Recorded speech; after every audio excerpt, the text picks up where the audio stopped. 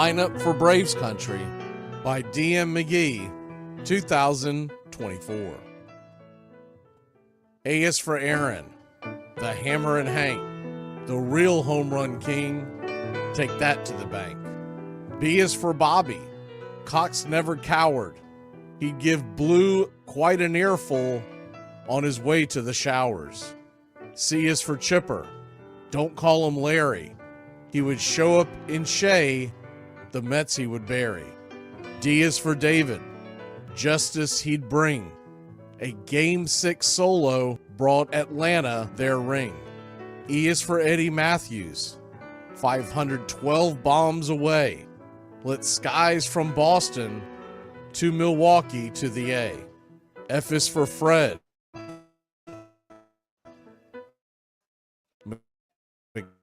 Griff, dog-biting crime. A fire was lit the day he arrived. G is for Glavin. Southpaw whines and kicks. changing speeds east and west, a gem in Game 6.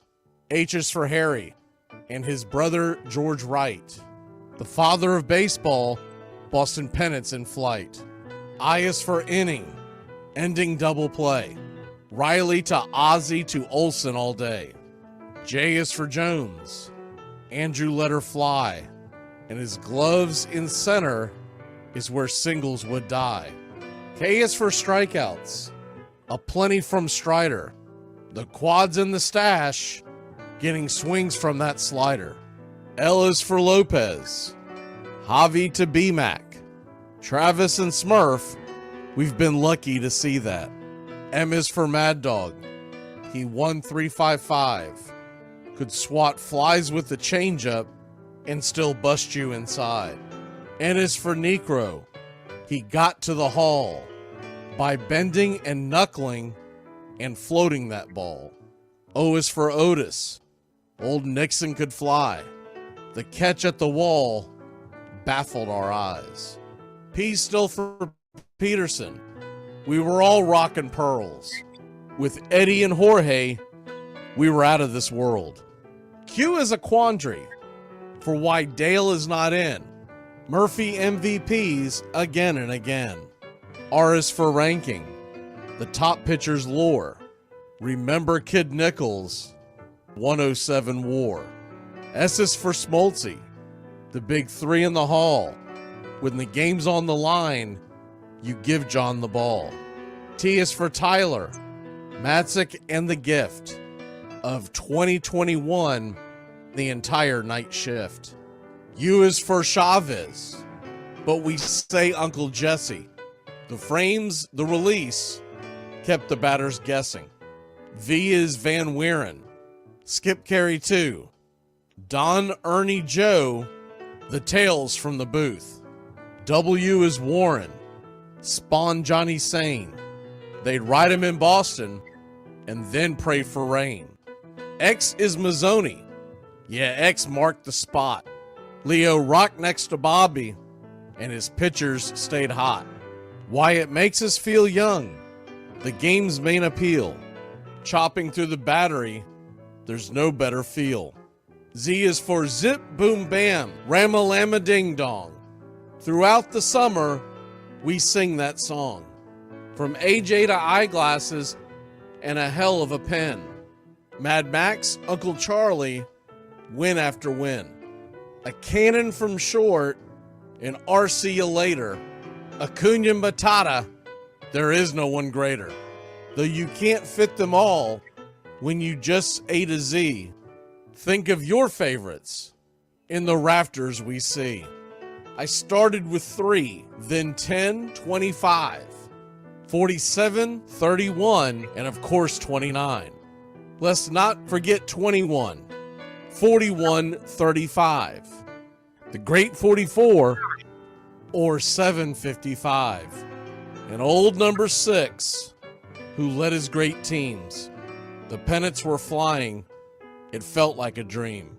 From Boston to Milwaukee, to Atlanta's TBS, a family, a tradition, Braves country's the best. Line Up for Braves Country by DM McGee, 2024.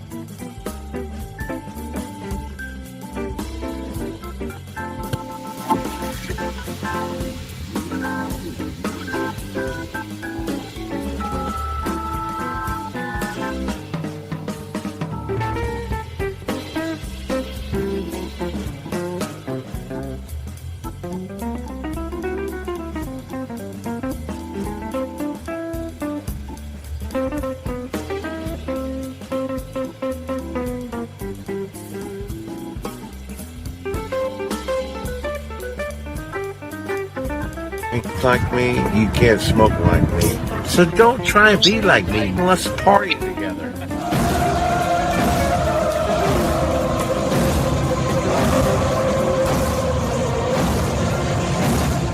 There's something kind of about a kid that's never played baseball.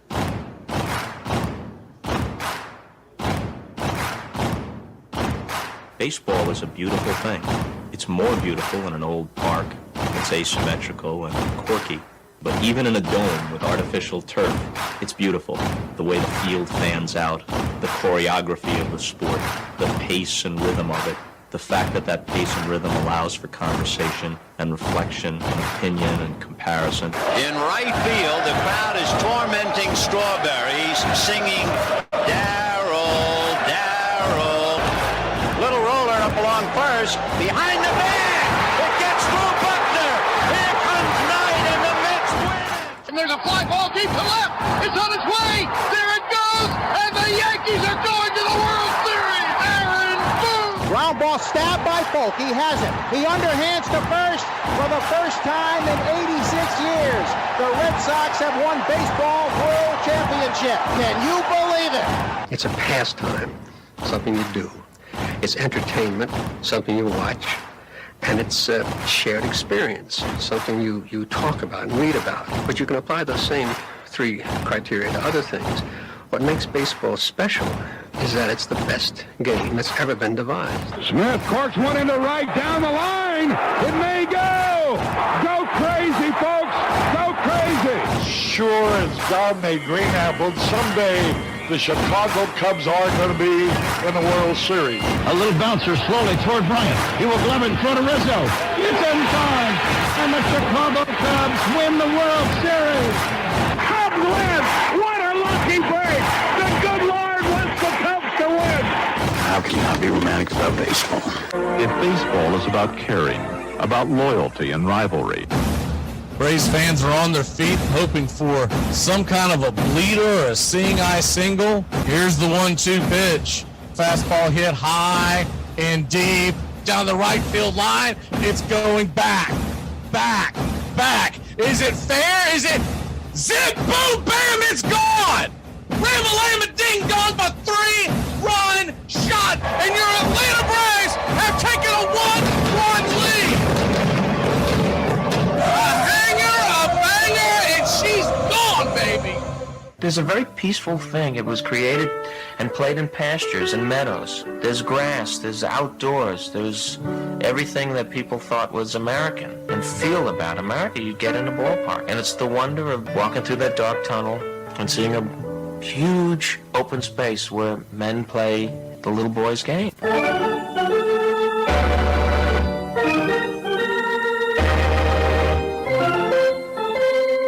I believe in the Church of Baseball. I've tried all the major religions and most of the minor ones.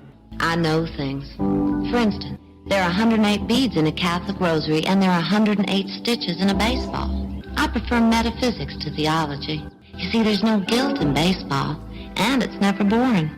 It's a long season and you gotta trust it. I've tried them all, I really have. And the only church that truly feeds the soul day in, day out is the Church of Baseball.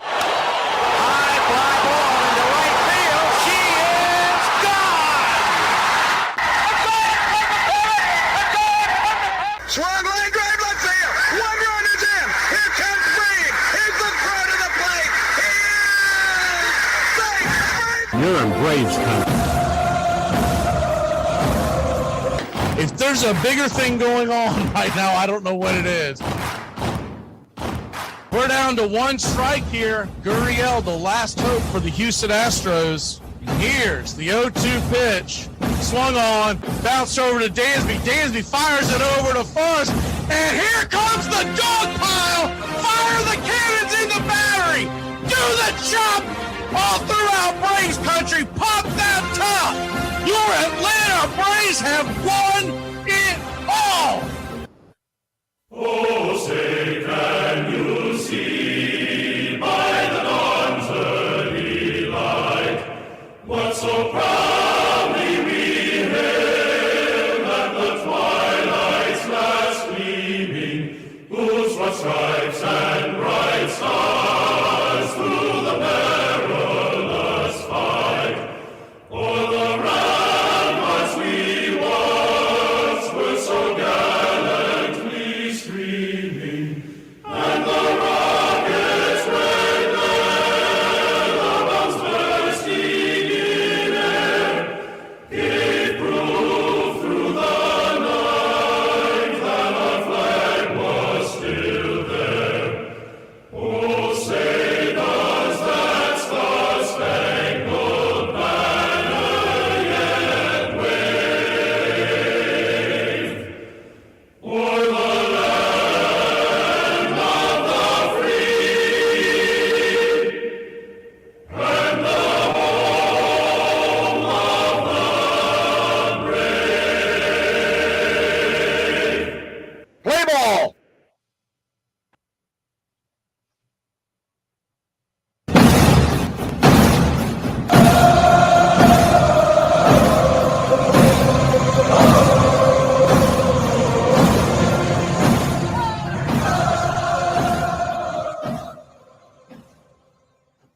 On a beer?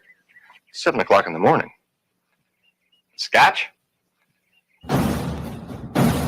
Hey, howdy, hi, and how the hell are you? Pull up an armchair, girls and boys, and join us for Braves Country Baseball. You're listening live, and the scene is Great American Small Park in Cincinnati, Ohio, where we're set to bring you pitch-by-pitch, play-by-play of your Atlanta Braves. Hi, I'm Mac Magee. We'd like to thank all the Country Club members for helping support the channel. Please become a Country Club member.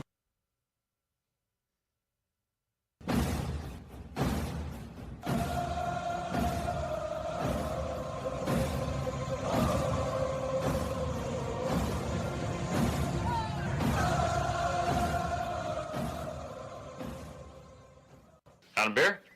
7 o'clock in the morning. Scotch? Hey, howdy, hi, and how the hell are you? Pull up an armchair, girls and boys, and join us for Braves Country Baseball. You're listening live, and the scene is Great American Small Park in Cincinnati, Ohio, where we're set to bring you pitch-by-pitch, play-by-play of your Atlanta Braves. Hi, I'm Mac Magee. We'd like to thank all the Country Club members for helping support the channel. Please become a Country Club member today. And if you haven't already, smash that like and subscribe to Braves Country Radio. Well, it's about that time. Grab you a cold one. Find you an armchair. It's Braves Reds. Game 1 of a 3-game set. Atlanta Braves come into tonight, 1 game behind the New York Mets in the wild card. We'll keep an eye on all the action going on in the National League wild card race. Atlanta has tonight 6:40, Wednesday night 6:40, and Thursday at 1:10. It's looking like Ozzie Albies will be back in a Braves lineup Friday when we begin our series in Miami. He begins a 2-game rehab stint for the Gwynn Stripers tonight. Our pick to click tonight, we're going to go with Whit Merrifield. They finally put him up higher in the lineup. He's batting 7th. We like his chances against the lefty, Williamson. Williamson comes in with a 2.08 ERA, but realize he's only thrown a few innings this year. He has a lifetime ERA of 4.22. We think the Braves will get to him. Give me the Atlanta Braves and Grant Holmes to take this one 6-2 here in the Queen City.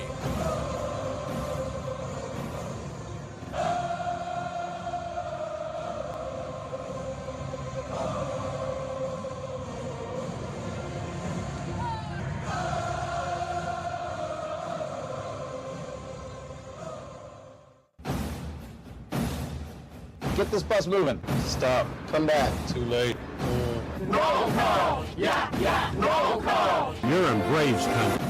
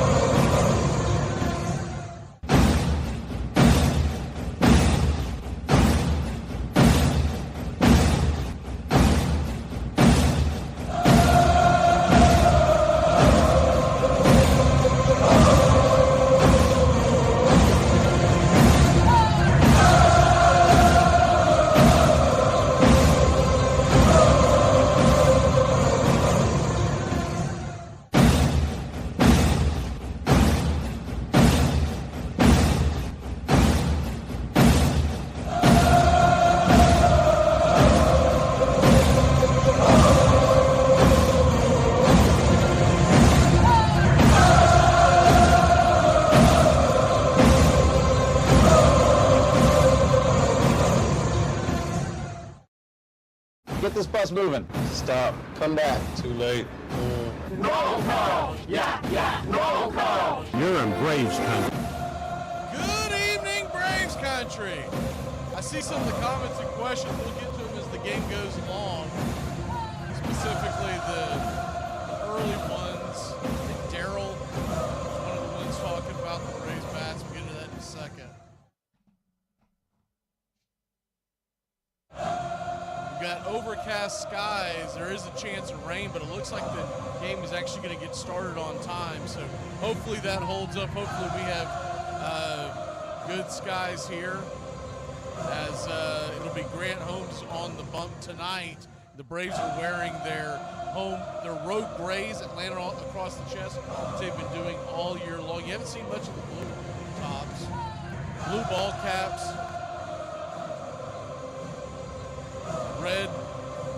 The Reds are in their home whites. We are just about set for pitch-by-pitch, play-by-play of your Atlanta Braves. And yes, sir, it is baseball time in Braves country. First pitch on the way is a fastball to Michael Harris, lefty-lefty matchup. It's 0-1.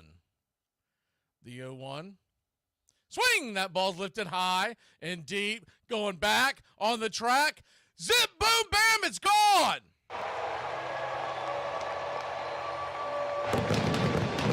Ramble, lamma, ding dong, a solo shot And Michael Harris, the second, goes yard. It's 1-0, your Atlanta Braves. Getting the scoreboard set up here, as it's always an adventure the first couple of batters. As soon as we get it synced up on the 3D, we'll bring your way. The 91-mile-an-hour fastball right down the pipe.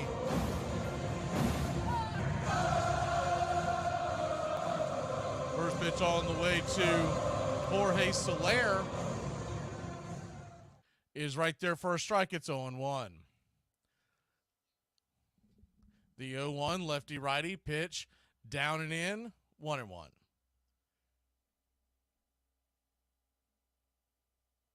So a 1-1 count. Williamson brings it. Swing, pops it back foul.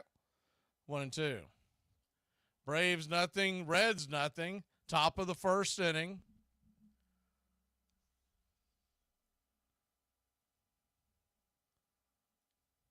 The 1-2 brings it outside, high and wide. 2-2. The 2-2 count.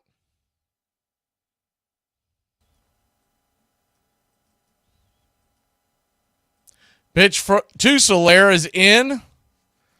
Full count.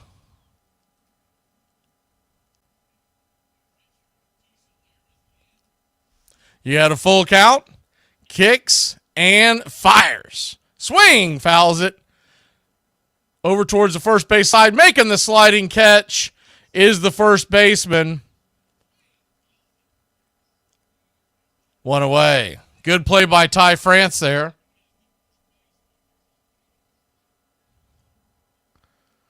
Just enough room.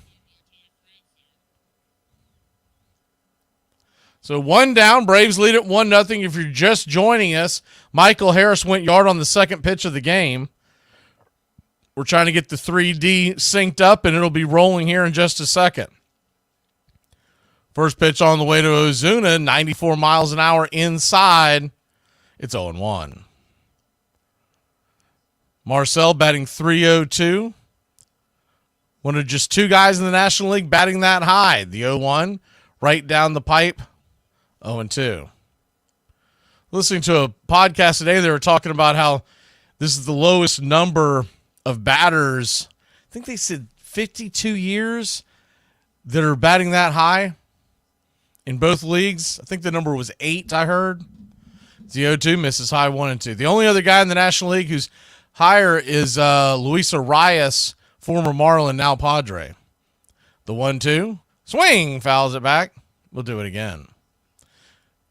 They were kind of debating on what the reasoning was, but honestly, I just think it's because it's no longer valued in baseball. The power numbers are valued. The 1-2 pitch. Swung on, swatted towards center field on the run. That ball's going to get down where the green grass grows.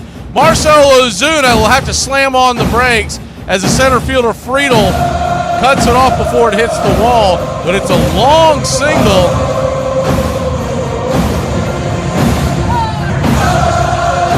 Good hard hit. Marcell Ozuna stands on first. I think we just about got it right and going. Everybody plays today, Robert. They're playing Washington. First pitch on the way to Olsen is high and inside. It's 1-0. Lefty-lefty matchup. We're getting the 3D as we speak. It always has a glitch at the beginning where it goes in and out like 3 times. It's really strange. The 1-0. Up top misses high. 2-0. So a 2-0 count. Braves lead it 1-0. We'll see if we can get it going now.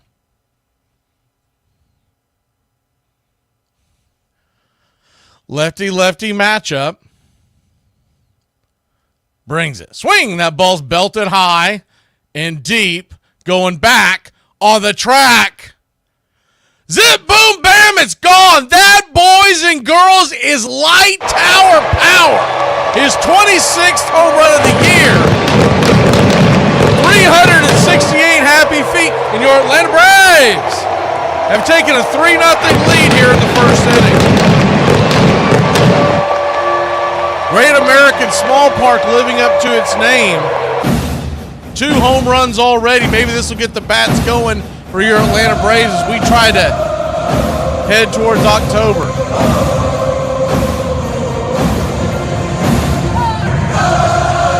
Second home run of the night. A little too early to start the buses there, Gary. We got 27 outs to get. Top of the first inning, 1 out. Ramon Laureano, the batter, first pitch. A little bit off the plate, but given a wide strike, it's 0-1. The 0-1.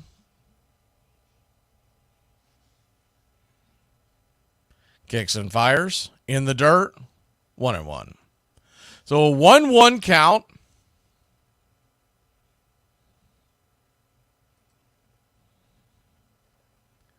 Lefty, righty.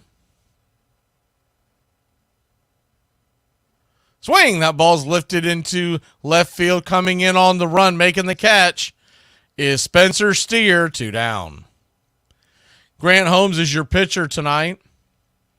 So at the very beginning, and we're going to get to, it's a really strange start time, so it kind of threw off our normal deal, but we're going to start sneaking in the roll call as we move along here. Good evening, Billy Powermax, Country Club member. First pitch on the way to Travis Darno is up high, misses 1-0. Good evening, Daryl, John, the Beeve, Country Club member. The 1-0, right there at the knees, 1-1. Jameson, we got Country Club member Robert in the chat. 1-1 count. Misses high, 2-1. Gary. Tim, Country Club member. Pushing Buttons, Country Club member. Good to see you. Billy, Country Club member. The 2-1 in the dirt. 3-1. That ball skips to the backstop. The Travis Darno with a 3-1 count. Justin, good to see you. Nathaniel Brooks, Country Club member. Edward Spry, Country Club member. Pitch on the way. Outside wide, ball 4. So he'll head on down to first. 1 on, 2 out. Braves already with 3 across. Keith Parker, Country Club member. Good to see you.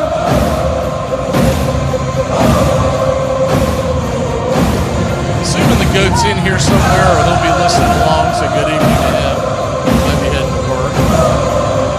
Just getting up. James Hagan, good to see you. Joshua.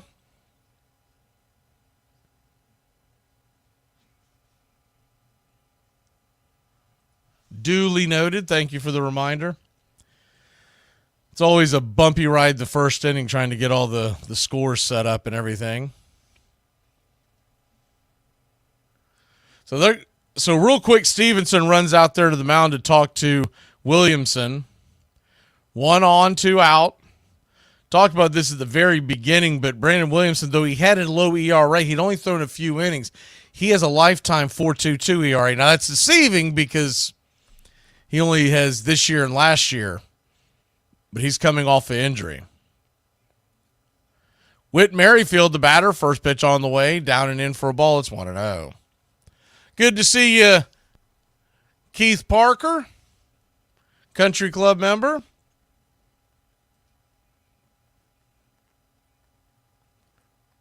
The 1-0. Just right there at the knees, 1-1. Thank you for the donation, Keith.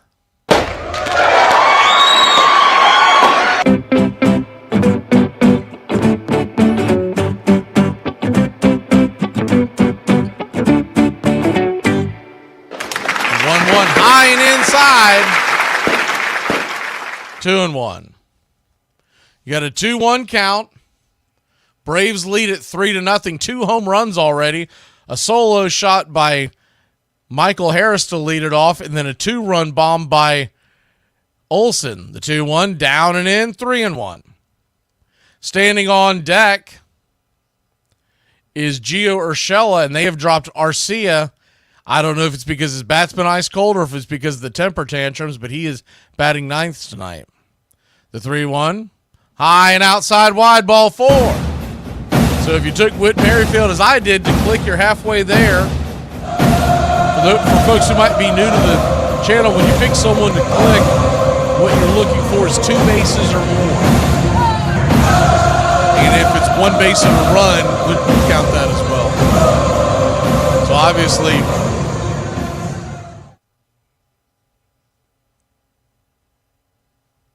Mike is clicked. Ozuna, Ice House. First pitch on the way to Gio is chopped foul towards the dugout. It's 0-1. Lefty-righty matchup. Williamson, by the way, he's already at 29 pitches.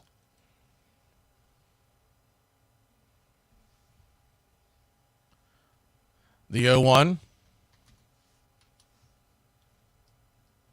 Kicks and fires. Swing and a miss up top. 0-2.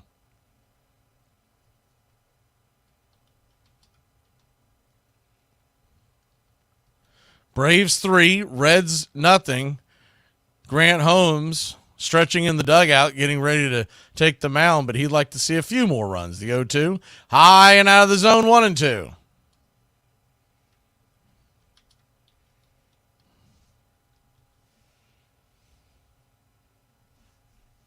So 1-2 count.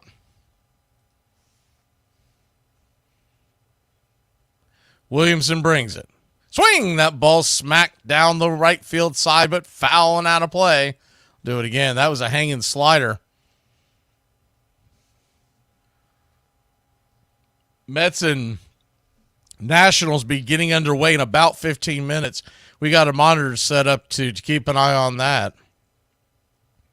Braves 3, Reds nothing. The 1-2.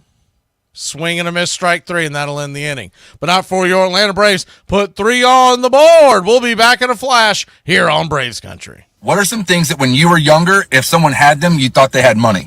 I didn't grow up poor, like we didn't have food poor, but I grew up in a mobile home. I grew up with like, we don't have money for that poor. Like we had ice cream in our fridge, but it was like the bucket with the red handle that was like white with like different, like red swirl in it. And the swirl was like almost like crunchy. When I was a kid, if you had any of these 3 things, I thought you were rich, like rich.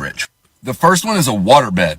If you told me that you had a waterbed, I thought you were Bill Gates. The second thing were these Breyers or Good Humor, whoever made these Viennettas. It's like a frozen ice cream dessert, like woo-hoo! And the last thing is stairs. If you had stairs in your house, it's over. Rolling in money. Is Gen X okay? No, seriously, are you guys okay? What kind of stupid question is that? We're fine. It is a cakewalk. We got like 900 TV channels and Prozac. We didn't have anti-bullying campaigns. Our parents bullied us. The school had to take our pictures and fingerprint us in case we got kidnapped. We were like 30 years old when we were 12. Already smoking cigarettes, drinking our parents' liquor. We are older than Google, and no one had to tell us not to eat laundry detergent. So yeah, I mean, we're okay. We're okay. There's a drive, deep right center field. That ball's got a chance. It's out of here. You can't imagine what it's like. And it was the green, this grass that just went on forever. And the clay, the infield, the dirt of the infield was so brown, and the bases were so white. And the scoreboard with all of that news, what was happening in Detroit, and all the news. It was the news center. It was this big, gigantic place, and it was 461 feet to the center field fence. Then they had monuments, and I thought Babe Ruth was buried out there. They were like big tombstones. There was a great deal of respect in that building for the past.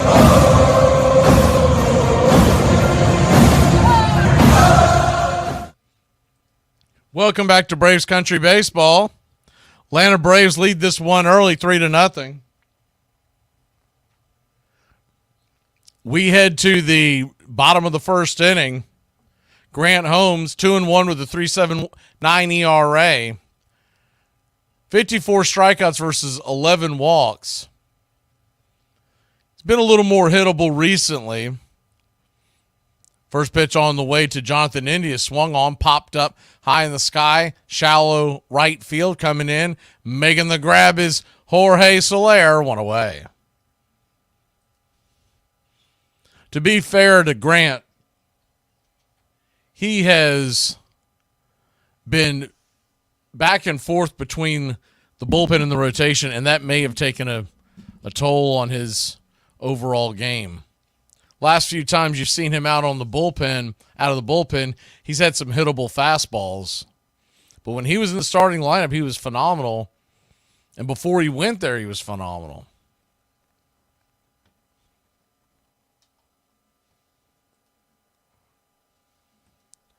The 1-0 to Ellie De La Cruz, righty-lefty matchup. Grant Holmes kicks and fires. 1-1. Ellie De La Cruz, nicknamed the Unicorn, batting .257. 5 for 12 against the Braves this year with 1 home run and an RBI. The pitch, down and in, 2-1. So a 2-1 count.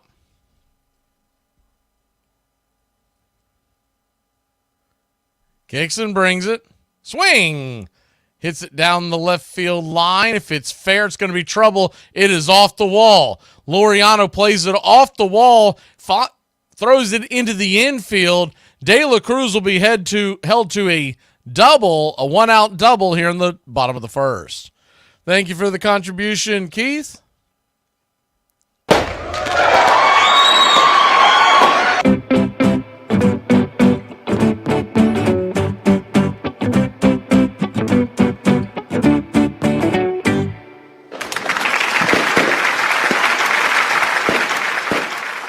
So 1 on, 1 out.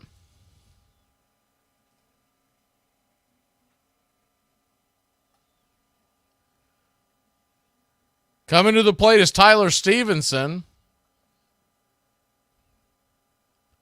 Stevenson batting .259 on the year. 18 home runs. The first pitch in the dirt, curveball, 1-0. Grant Holmes getting the start, obviously, with another injury to the rotation. In theory, he would just have this one start, and they could work around it with the day off next Monday. The 1-0. Swung on, ripped up the middle. That's going to be a run. Single into center field, and Ellie De La Cruz will come around to score. It's 3-1 Atlanta here in the bottom of the first.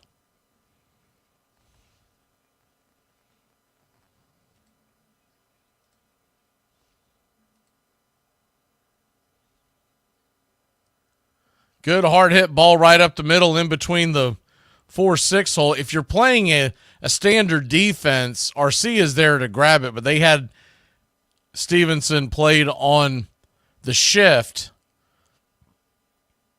Merrifield was the closest person to it, about 10 feet wide of the second base bag. First pitch on the way to Spencer Steers. High and up top, it's 1-0. The 1-0.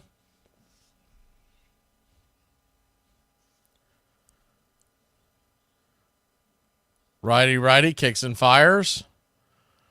Slider misses away, 2-0. So a 2-0 count.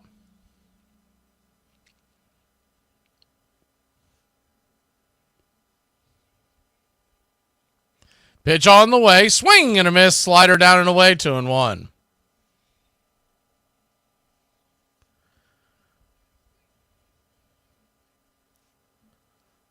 Spencer Steer, 19 home runs on the year, 89 RBI.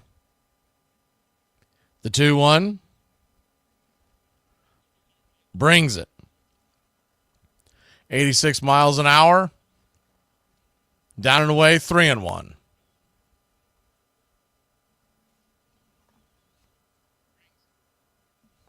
The 3-1 from Holmes. Runner at first. The pitch.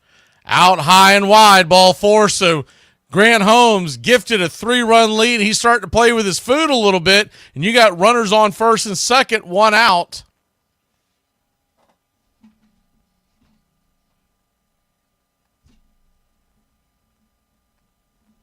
This isn't the middle of May. You can ill afford to let Grant Holmes sit out there and twist in the wind. Holmes, like I said before, his last few starts is, remember, he's been in the minor leagues his entire career, first year in the majors, and the length of this season, you never know if you just got good old-fashioned arm fatigue.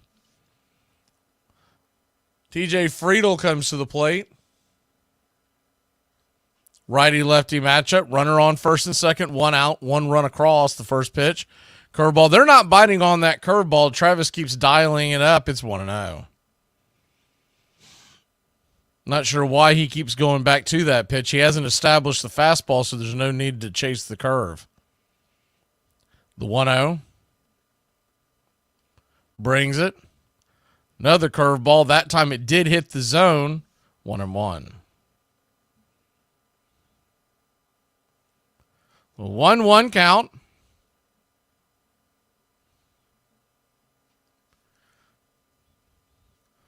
Grant Holmes already at 14 pitches. The pitch. Swing. Pops it up. High in the sky. Into foul territory. Down the right field line. Giving chase. By the Tarps is Matt Olson. He'll make the catch, and it's a big out, number 2. Wind is starting to blow out. It was originally 78 miles in, and it's starting to blow out just slightly. But with this stadium's dimensions, it should just be noted that the Braves have hit 2 home runs out, but this is at Home Run Hitter Park. So no lead is safe, much like when you play in Colorado, especially in the warm months.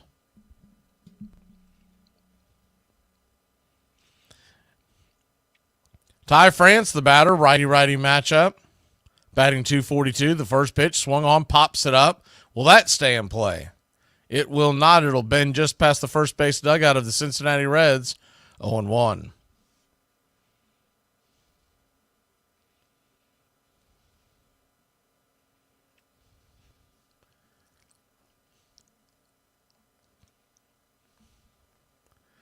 The 0-1.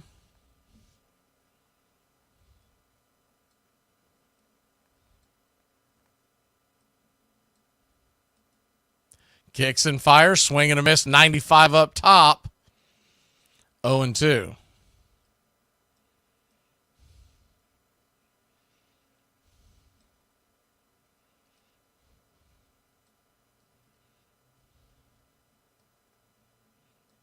The 0-2 from Holmes. Swing, that ball's ripped up the middle, backhanded by Merrifield. It bounces off his glove. I don't know if they would have gotten anyone anyways. He did prevent it from going into the outfield. But the bases are loaded with 2 outs. This 3D thing is really screwing up tonight. We'll try it again. Bases loaded, 2 outs. It would have been very close. I don't know if he would have gotten it to second base in time. But nonetheless, it did save a run. So bases are now juiced. Bottom of the first, Braves clinging to a 2-run lead. The pitch in the dirt, went with the slider to Espinal. It's 1-0. Espinal, 9 home runs on the year, .259 batting average, a .684 OPS.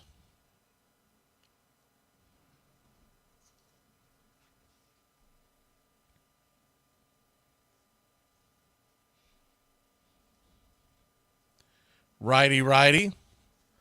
The pitch on the way. Swing and a miss, 95. 1-1. 1-1 count. We're putting this up for the meantime until we get that thing fixed. The 1-1 count.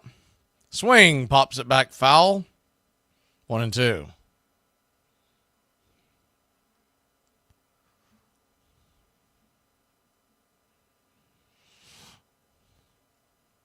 Espinal, 45 RBIs on the year.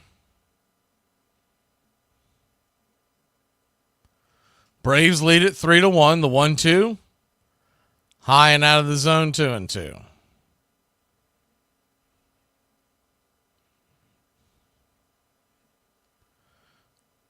Two count. Braves lead it 3-1. The pitch. Swing, lifted high. Into right field, coming in, drifting over, making the catch is Jorge Soler, and that'll end the inning. So the Reds put one across and load the bases. Grant Holmes gets out of it.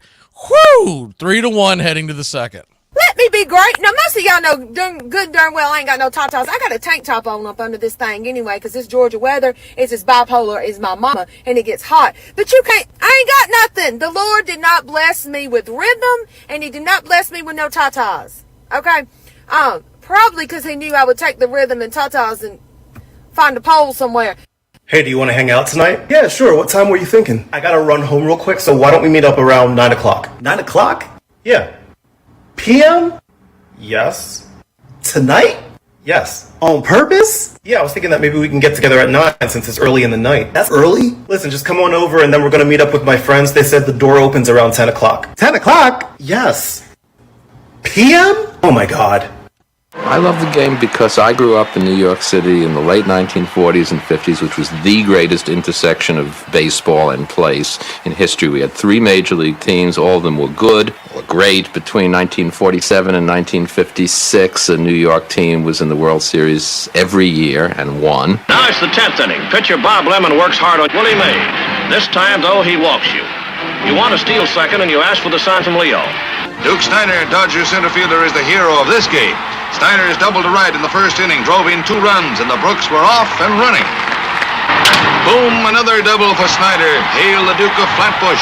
Baseball was almost a private possession of New York City, and you'd walk around through the city in October, and the sounds of baseball were everywhere, from cab radios, taverns. People come out of taverns. During the season, a man come out of a tavern and say, "Campy just hit one." You were aware of the ribbon of baseball going on around you. Braves Country Radio, your home for the classic call of Braves Country Baseball.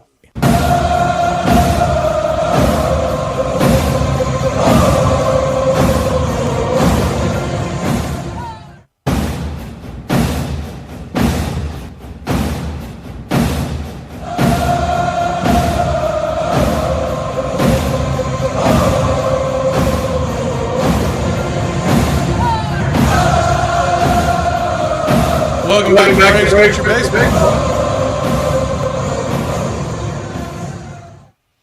Atlanta Braves lead this one 3-1. First pitch on the way. Right there on the outer cut for a strike. It's 0-1. The 0-1 lefty-righty matchup. Orlando Arcia. The pitch right there, taken all the way 0-2. So an 0-2 count. We've had one tech problem after another tonight. I do apologize. The 0-2. Swing. Chops it foul. Hopefully this will get everything straightened up. We had to come all the way out and go back into this the 3D. Long story short, it caused problems with the audio, but I think we got it figured out. The 0-2. Down and in, 1-2. So a 1-2 count.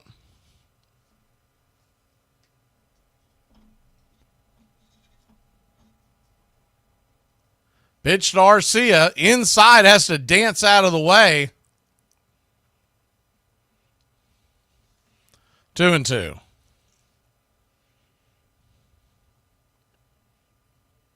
The 2-2 to Orlando. In the dirt, ball 3, 3-2. I don't know if y'all are looking at the video, I don't know what in the world they're doing. They got Arcia going up and down the elevator about 9 times. The payoff pitch to Orlando. Kicks and brings it. Swing, chops it over to third. Just foul. Nothing else, Orlando's working the count here.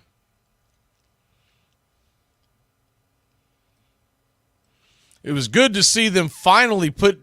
I didn't understand when Whit Merrifield came back why they had him batting ninth. My only guess would be they were worried about him facing so many at bats with his foot. The payoff pitch swung on, fouled straight back. We'll do it again. Before the injury, he was batting second. Now that was just as Jorge Soler was coming back, so you knew he probably wasn't going to be hitting second. But I thought you might see a lefty-righty deal where Merrifield would be up high in the order versus lefties and about midway down versus righties. The payoff pitch, swing, pops it up. Will it stay in play? It will not. It'll bend into the crowd. We'll do it again.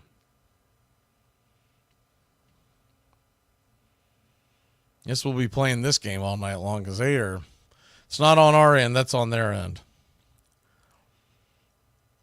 Braves 3, Reds 1.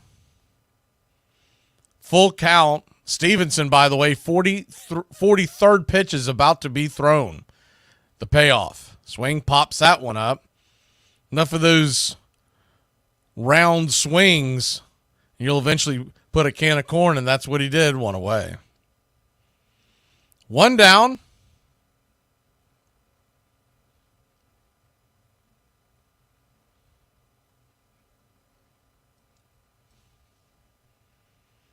Michael Harris, the second, stands in. Lefty-lefty matchup. First pitch to Harris is down and away. It's 1-0. Harris, a solo home run, his first time up. If you just joined us, it was his 12th home run of the year, second pitch of the game. To the right field seats, the 1-0. Right there on the inner cut. Just smacked the black. 1-2.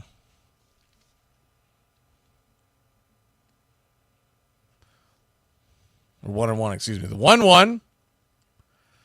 Down and away, 2-1.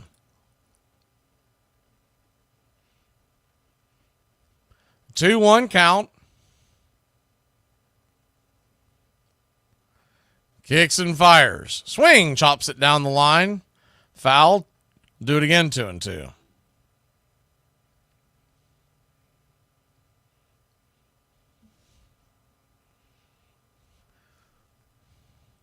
They're going to go out there and talk to him. Stevenson once again. This time, looks like they got the training staff looking at him.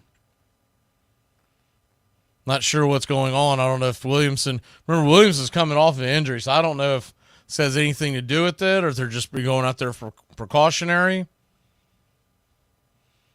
Young left-hander, he's shaking his head no, like maybe he's okay. I don't know. You know, 2-2 count.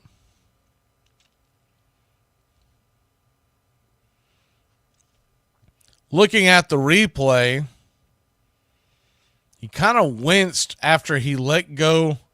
He grabbed his throwing arm. I didn't notice that the first time through.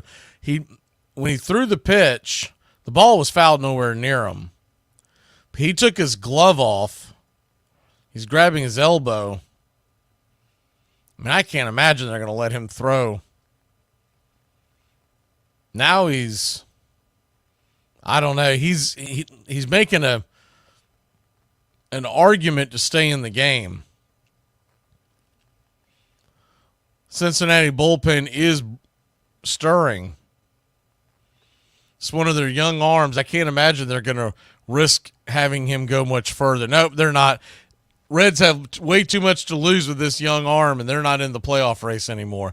So they're going to head to break. While they do that, we're going to try to fix this stupid screen. We'll be back in a flash here on Braves Country. The Braves lead at 3-1 pitching change.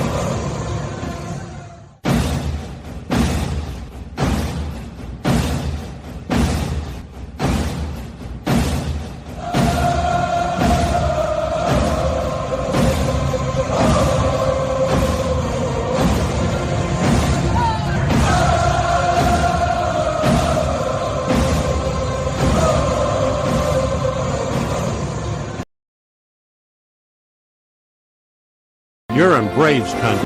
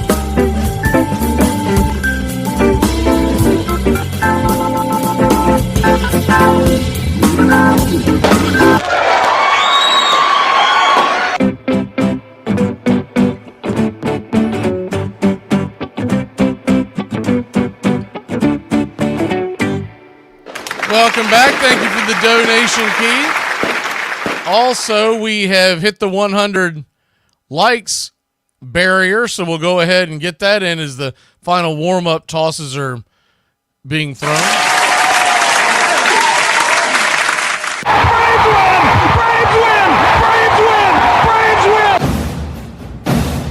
Still waiting for the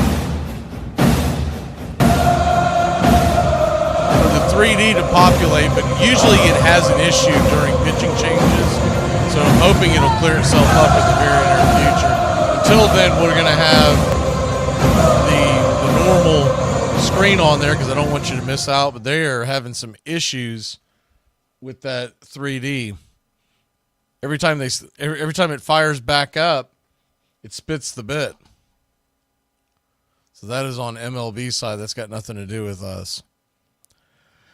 Braves lead it 3-1 if you're just joining us.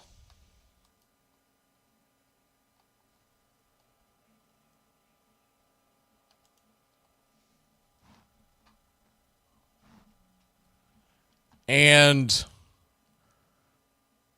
the starting pitcher is done. We've got a new pitcher in the game. Introduce him here in 1 second for the Cincinnati Reds. It's going to be Cruz. We've seen him before. He's got some pretty good stuff. I don't know how long he can go. But Fernando Cruz, 6'2", 237-pounder, 34 years old.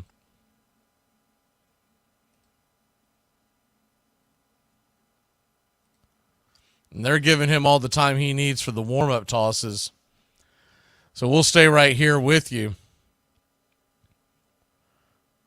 Williamson, once again, when he threw that last pitch, he immediately took off his glove and grabbed his elbow. And you know that is not going to be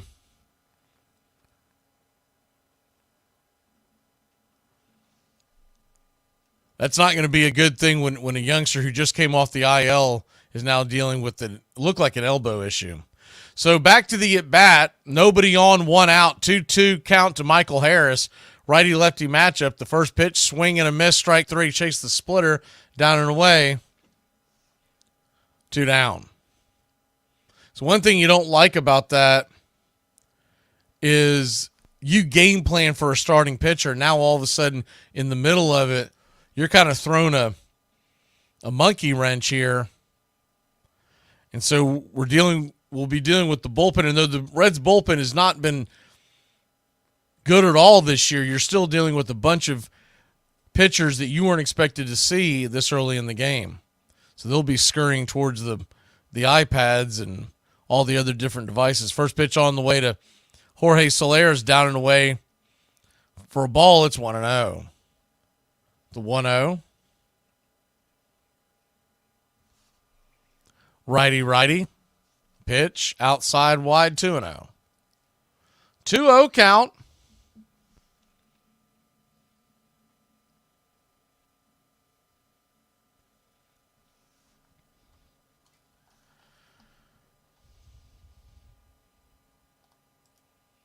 Kicks and fires.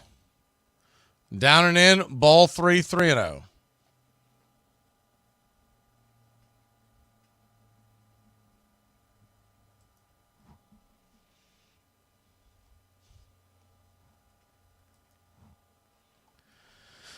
The 3-0 from Cruz. Ozuna stands on deck. Pitch high and inside.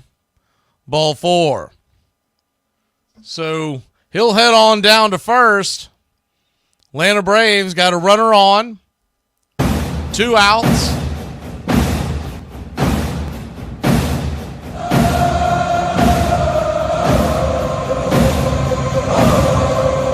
Marcell Ozuna, the batter.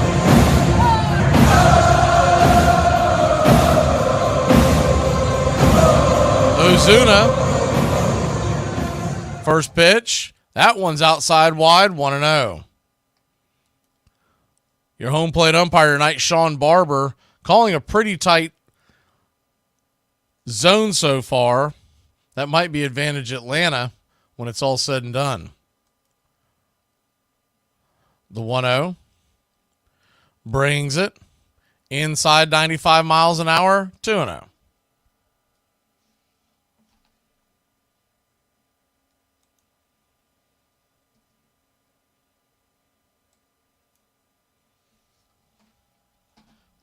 Count. Ozuna 1 for 1 with a single and a run scored. The pitch down and away, ball 3, 3-0. So 7 consecutive balls.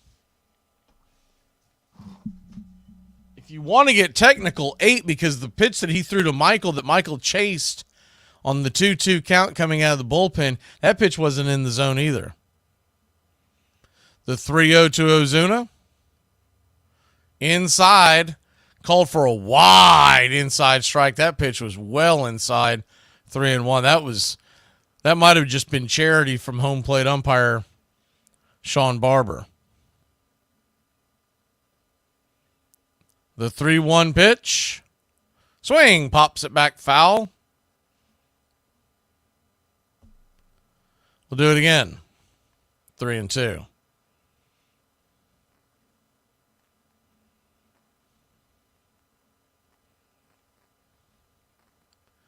3-2 count.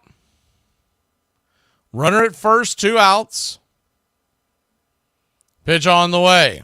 Swing, slaps it towards the first base dugout, just foul. We'll do it again. Thank you for the donation, James.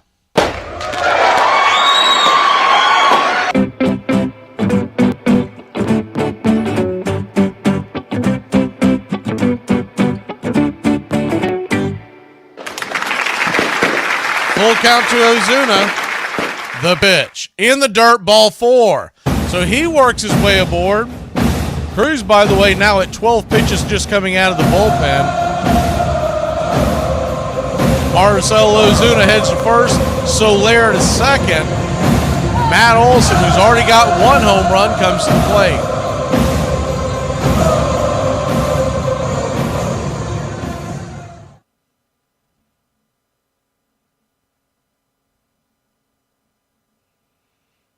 Matt Olson, first pitch, inside, 91 mile an hour, looked like the splitter, 1-0. The 1-0. He had a 2-run home run his first time up, just over the right field wall, but it was a high towering one. The 1-0 to Matt. Inside almost gets him. He has to dive out of the way, 2-0.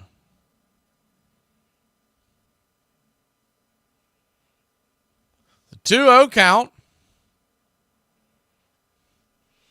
I think something's wrong with the technology there because they've got Olsen at the plate on the 3D that we're trying to pull up, and they've got him right-handed, and he's kind of dancing around. He's not even at bat. The 2-0 pitch. Right down the pipe for a strike, takes the cutter all the way. 2-1.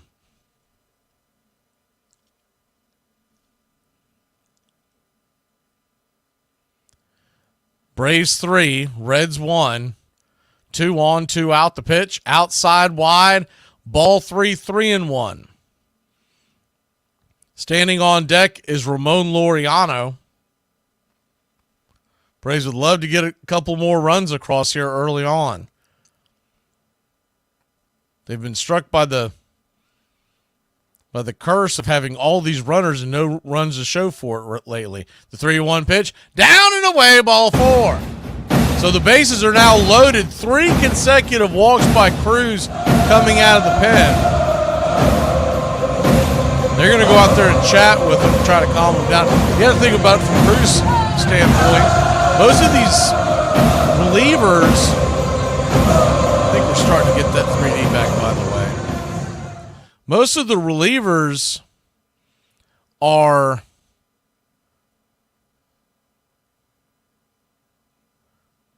in general, they don't even start getting, their coffee and whatnot till about the 3rd or 4th inning. They're out there in the bullpen, though they know they have to be ready. Most of them haven't even started stretching. They start preparing mentally to go in around the 4th, 5th, 6th inning kind of thing. And they went and got Cruz in the 2nd. He's probably like, wait, what? So, could be a shock to the system. We're going to share the 3D, but it is a touch behind because I'm not sure why it's behind on their end, but it is. So we're going to get it shared here in a second. Just realize what you're seeing on your screen is not accurate. First pitch on the way to Ramon Laureano is inside for a ball. It's 1-0. The 1-0 looks like they're about a pitch or two behind. I think it'll catch up. The 1-0. 95 on the outer black. 1-1. Ramon Laureano.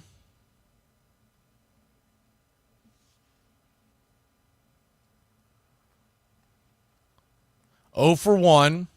Bases loaded, 2 outs. The pitch right there at the knees.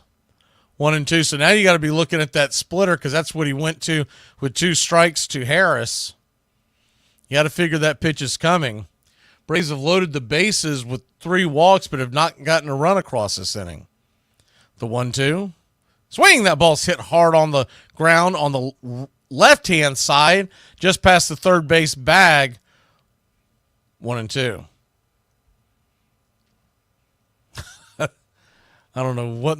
So Laureano's coming on the screen for those y'all listening on radio, and he was doing like a slow slide. Looks like Laureano might have broken his bat. He's going to the well to grab another one. This is odd. He's in the dugout waiting for assistance for the bat. Normally you don't see that. Normally you get the ball boy to come bring the bat out, but he don't know if they don't have one tonight or what the deal is, but he had to go in there himself.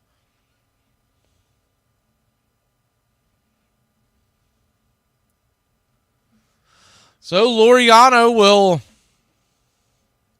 head back to the plate. A 1-2 count, bases loaded. 2 outs. The pitch. Swing, hits it up the middle, off the glove of Ellie De La Cruz. Everyone's going to be safe. And your Atlanta Braves have put 1 on the board. It's 4-1 here in the top of the 2nd.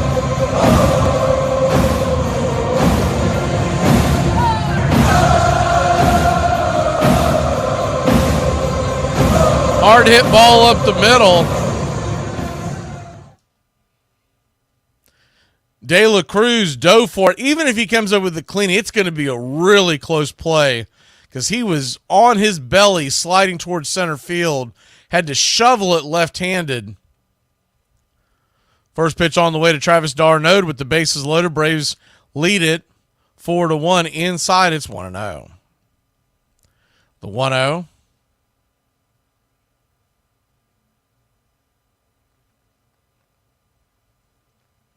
Kicks and fires. Swing, pops it up.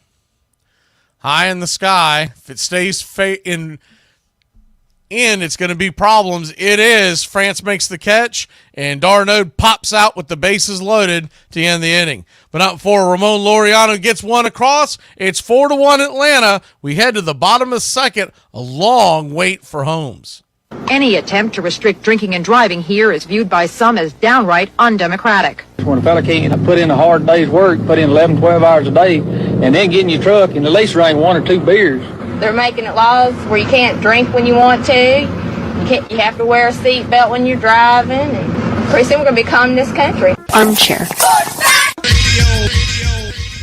One of the biggest scandals in baseball history is the throwing of the 1919 World Series by the Chicago White Sox. Even though all 8 players who were accused were acquitted in 1921, Judge Kennesaw Mountain Landis handed down a lifetime ban that included the Hall of Fame. Shoeless Joe Jackson should be reinstated and put in the Hall of Fame. Reason number 1, his stats during the series. His 12 base hits set a series record that wasn't broken until 1964. He led both teams with a .375 batting average in the series. He committed no errors and threw out a runner at home plate. He also hit the only home run by either team in the series. Reason number 2, he never took any money. On 2 different occasions, he refused a $5,000 bribe even though it would have almost doubled his salary at the time. Reason number 3, he tried to tell White Sox owner Charles Comiskey, but Comiskey refused to meet him. Reason number 4, years after the scandal, the other 7 players confirmed that Jackson was never present at any of the meetings and his name was mentioned only to give them more credibility to the gamblers. Reason number 5, a lawyer manipulated him into signing a document he didn't fully understand. Jackson never learned to read or write, so there was no way he knew what he was signing at the time.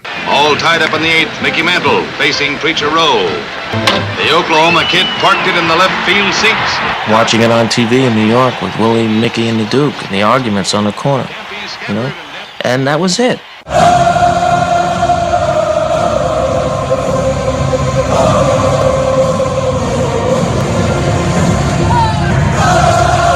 Welcome back to Braves Country Baseball.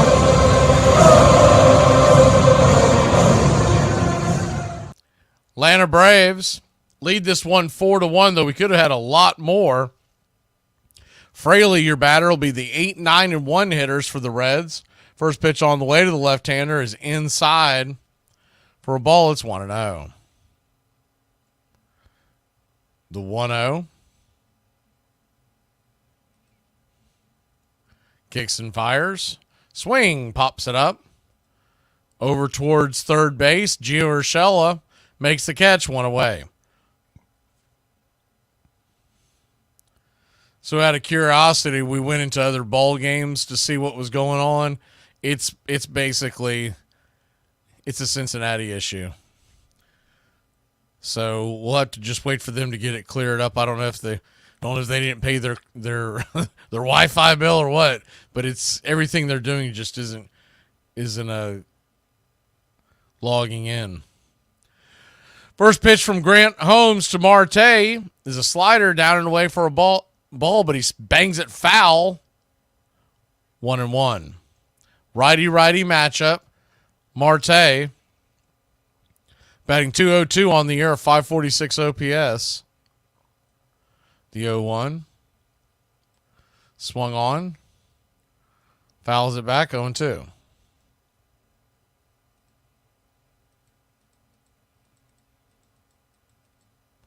So no 2 count.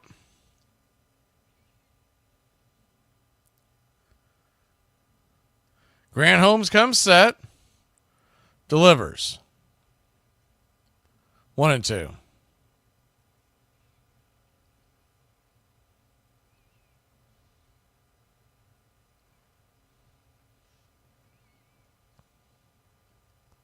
The 1-2 from Holmes. Swing, pops it up. Back foul out of play. We'll do it again.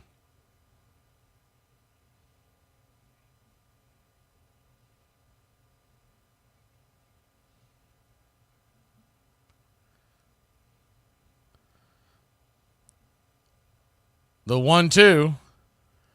Down and away. 2-2.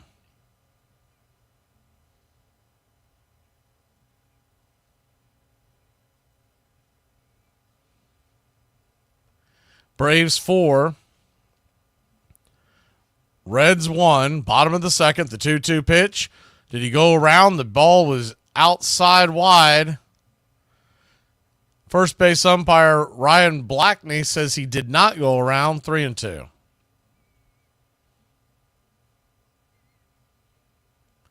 Three-two count. Swing. That ball's laced down the left field line. Looks like it just went foul. We'll do it again.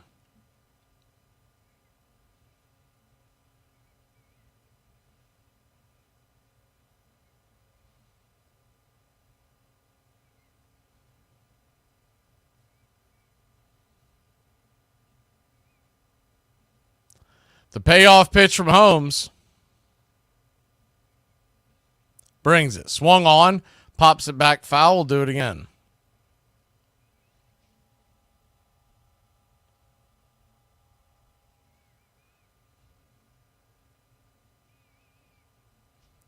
Braves 4, Reds 2, bottom of the second inning. The payoff pitch. Swing. Pops it back foul. We'll do it again.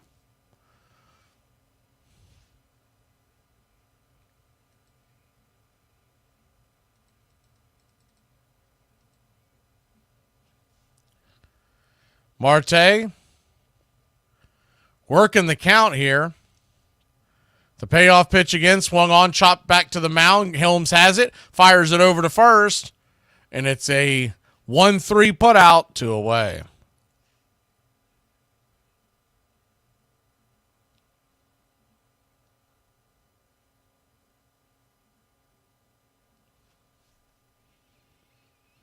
Two down, and the top of the order comes back to the plate. Jonathan India. That might have gotten repopulated again, but I'm not going to get excited because it keeps doing that and then it dies. First pitch on the way to India is right there for a strike. It's 0-1.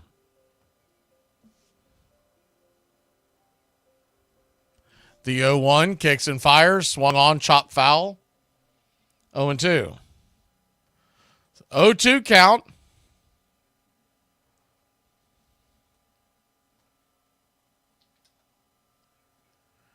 Braves lead it 4-1. We're just here in the second inning after a long delay from this pitching change. Williamson, the starter for the Reds, out with an elbow injury once again, it appears. The 0-2.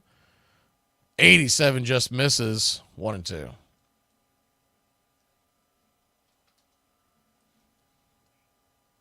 Same two teams tomorrow night. It's Schwellenbach Day. And then Chris Sale gets the ball on Thursday afternoon. The 1-2. 95 misses high. Did he go around? He did not. 2-2.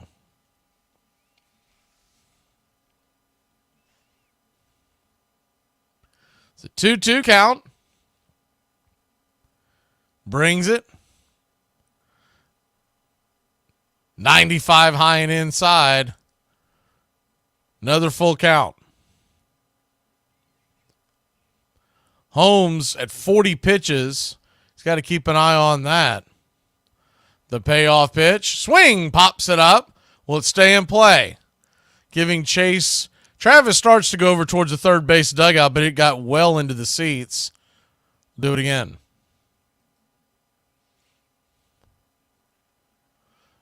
Nats and Mets, they're in the second inning. They're almost in the exact same spot that we are. They started a half hour late. It's 0-0 in New York. Nationals and Metropolitans. Grant Holmes.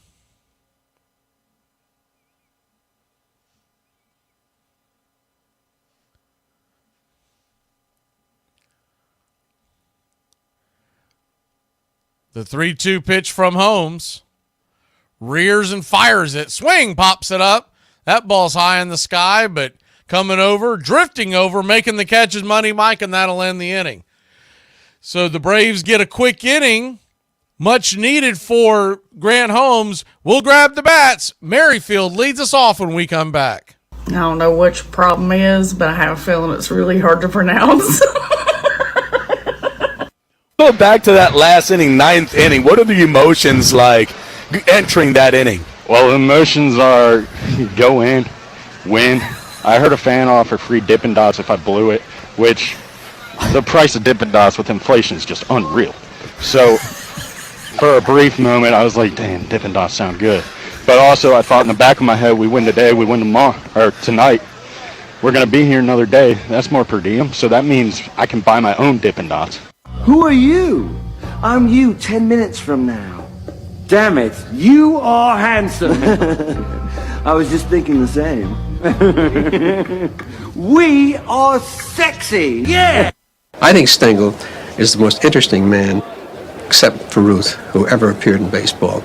Unfortunately, his myth has become that of the clown, the man who talked Stengelese, double talk. He knew more about the game than anyone I ever talked to. He was the smartest man. I think he had tremendous basic intelligence. Not much education. He barely got through high school. But he had this intuitive intelligence. He would look at things, and he would see things, and he would sense things. And sometimes the things came out. He's a man who said, there's a time in every man's life, and I've had plenty of them. And that's a marvelous expression that says it. And his distinctive way with language gave rise to a new word, Stengelese. All right, he once said, everybody line up alphabetically according to your height. I made up my mind, but I made it up both ways. Most people my age are dead at the present time. Thank you for listening, liking, and subscribing to Braves Country Radio, your home for the classic call of Braves Country Baseball.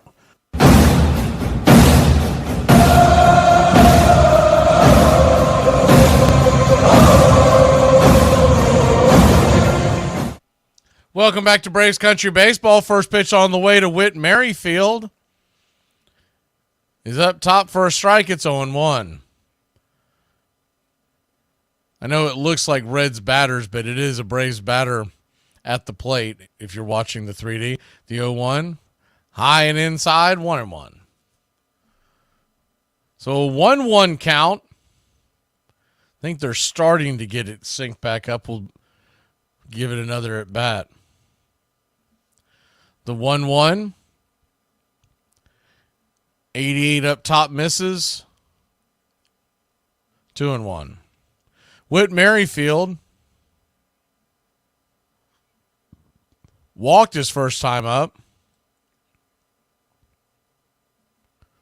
The 2-1 pitch.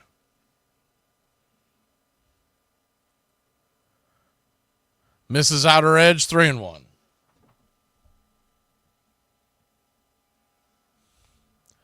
Three 1 count. Infield is back. They're shading a little to the left, but it's not an overshift. The 3-1 to Merrifield is a four-seam fastball by Cruz right down the pipe, full count. Standing on deck is babyface Gio, Arcia in the hole.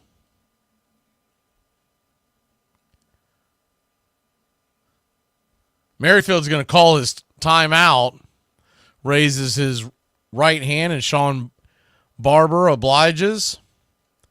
Very quick timeout by Merrifield. He set back in the box, the payoff pitch. Swing! Pops it back foul.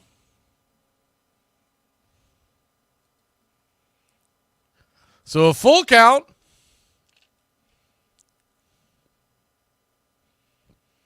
In 1948, Keith says your TV was the newspaper, letters, and the milkman. The payoff pitch. Caught looking, strike three. Whit knows it. He should have pulled the trigger on that one away. Well, in 2024, your 3D animation gives out from time to time, and that's rough. Not to mention, I bet you in 1948 they knew how to bunt the ball and play get them on, get them over, get them in. 2024 they do not. You can have the bases loaded, nobody out, and you are not guaranteed to score. Tough times here in 24. Gio Urshela comes to the plate. First pitch on the way, swung on, chops it foul down the third base line. It's 0-1.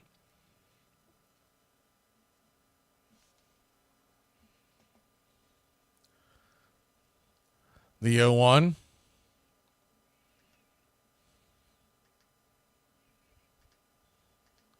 Kicks and fires. Swing and a miss. Chases that one.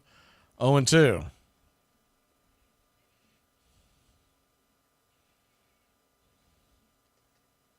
So 0-2 count to Gio. One out, nobody on. Gio struck out his first time up, batting .238.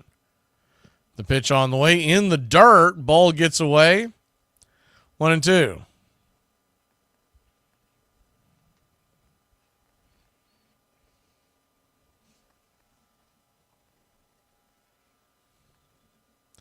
So 1-2 count. Cruz comes set. Kicks and brings it. In the dirt, ball 3. Splitter in the dirt, nowhere near the zone. Cruz in danger of walking yet another batter. Remember, he walked 3 when he came in the second inning after getting the first out.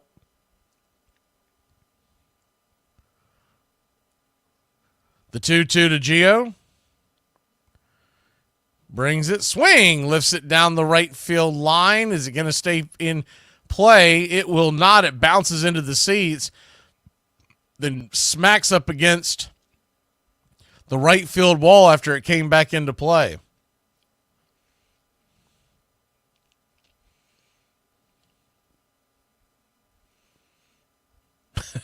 Keith said my favorite decade was 1974. The 2-2. Swing and a miss, strike 3. Chase that one to away. His splitter, I mean, I know it's easier said when you're sitting here and you're not actually at the plate, but it's such a slow splitter, and it's been wildly out of the zone. I'm a little surprised that Michael and Gio swung at those. Orlando Arcia stands in, first pitch, swing and a miss up top. It's 0-1. Orlando says, you want to see a bat at bat, hold my beer. Braves 4, Reds 1. You like to keep tacking runs on. It's so easy to score in this stadium. A 3-run lead is hardly safe, even with the Braves staff. The 0-1. Swung on, pop back foul, 0-2. So, got sidetracked with all the nonsense that was going on with the technology not working. It looks like we're back to speed. The first question or comment that I saw today was, I can't even remember who said it now because it's been so long ago, was asking about the offense. Is the 0-2. Swung on, lifted, down the left field line. Is it fair? If it is, it's trouble. Smacks up against the wall, just foul. Arcia so close to a double, yet so far away, missed the left field line. What do you want to say that was? Maybe 1.5 feet, 2 feet?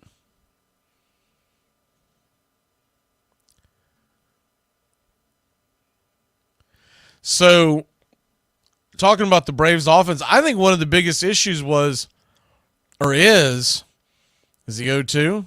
Good Lord, swung at that splitter. That thing was, like I said, hold my beer. That ball was a foot in front of the plate.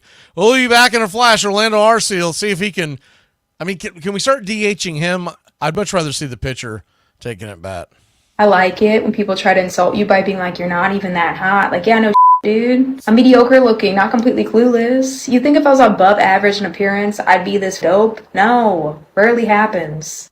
I can say that, there's been this news article about men that think that they could beat Serena Williams in tennis, right? That they think that they could actually score a point on her. And it's just not the case. She is stronger than that. Both Serena and Venus lost to the 203rd ranked male tennis player, which they're phenoms for women. My experience, my husband, he swam at University of Kentucky as well. In terms of accolades and in terms of national ranking, I was a much better swimmer than him. He could kick my butt any day of the week. We must protect women's sports at all costs. Armchair. Baby, I just got one thing to say. If you see me and you know me on a professional level, mind your business here. I clocked out. What you seeing ain't got to do with you.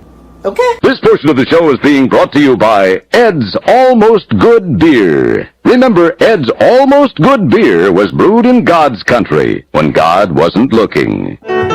Hey, Braves Country! Braves Country is bringing you Braves Country Baseball. Braves Country comes to you every week. Hi, I'm Mac Magee, and we'll be bringing you play-by-play, pitch-by-pitch of your Atlanta Braves. It's free to listen. Please like and subscribe. YouTube.com/@Braves Country. Braves Country Baseball for the fans, by the fans. Lopez, managing the Indians in the 50s, was going to go down the home stretch using just 3 pitchers, and someone told Stengel about this, and he said, well, he said, I heard it couldn't be done, but it don't always work.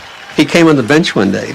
There was a fellow named Bob Serve, big, powerful hitter, and Stengel came out of the clubhouse and sat down, and Serve was sitting about 10 feet away from him, just looking out at the field, and Stengel looked over at him and said, there's not many people that know this, but one of us has been traded to Kansas City.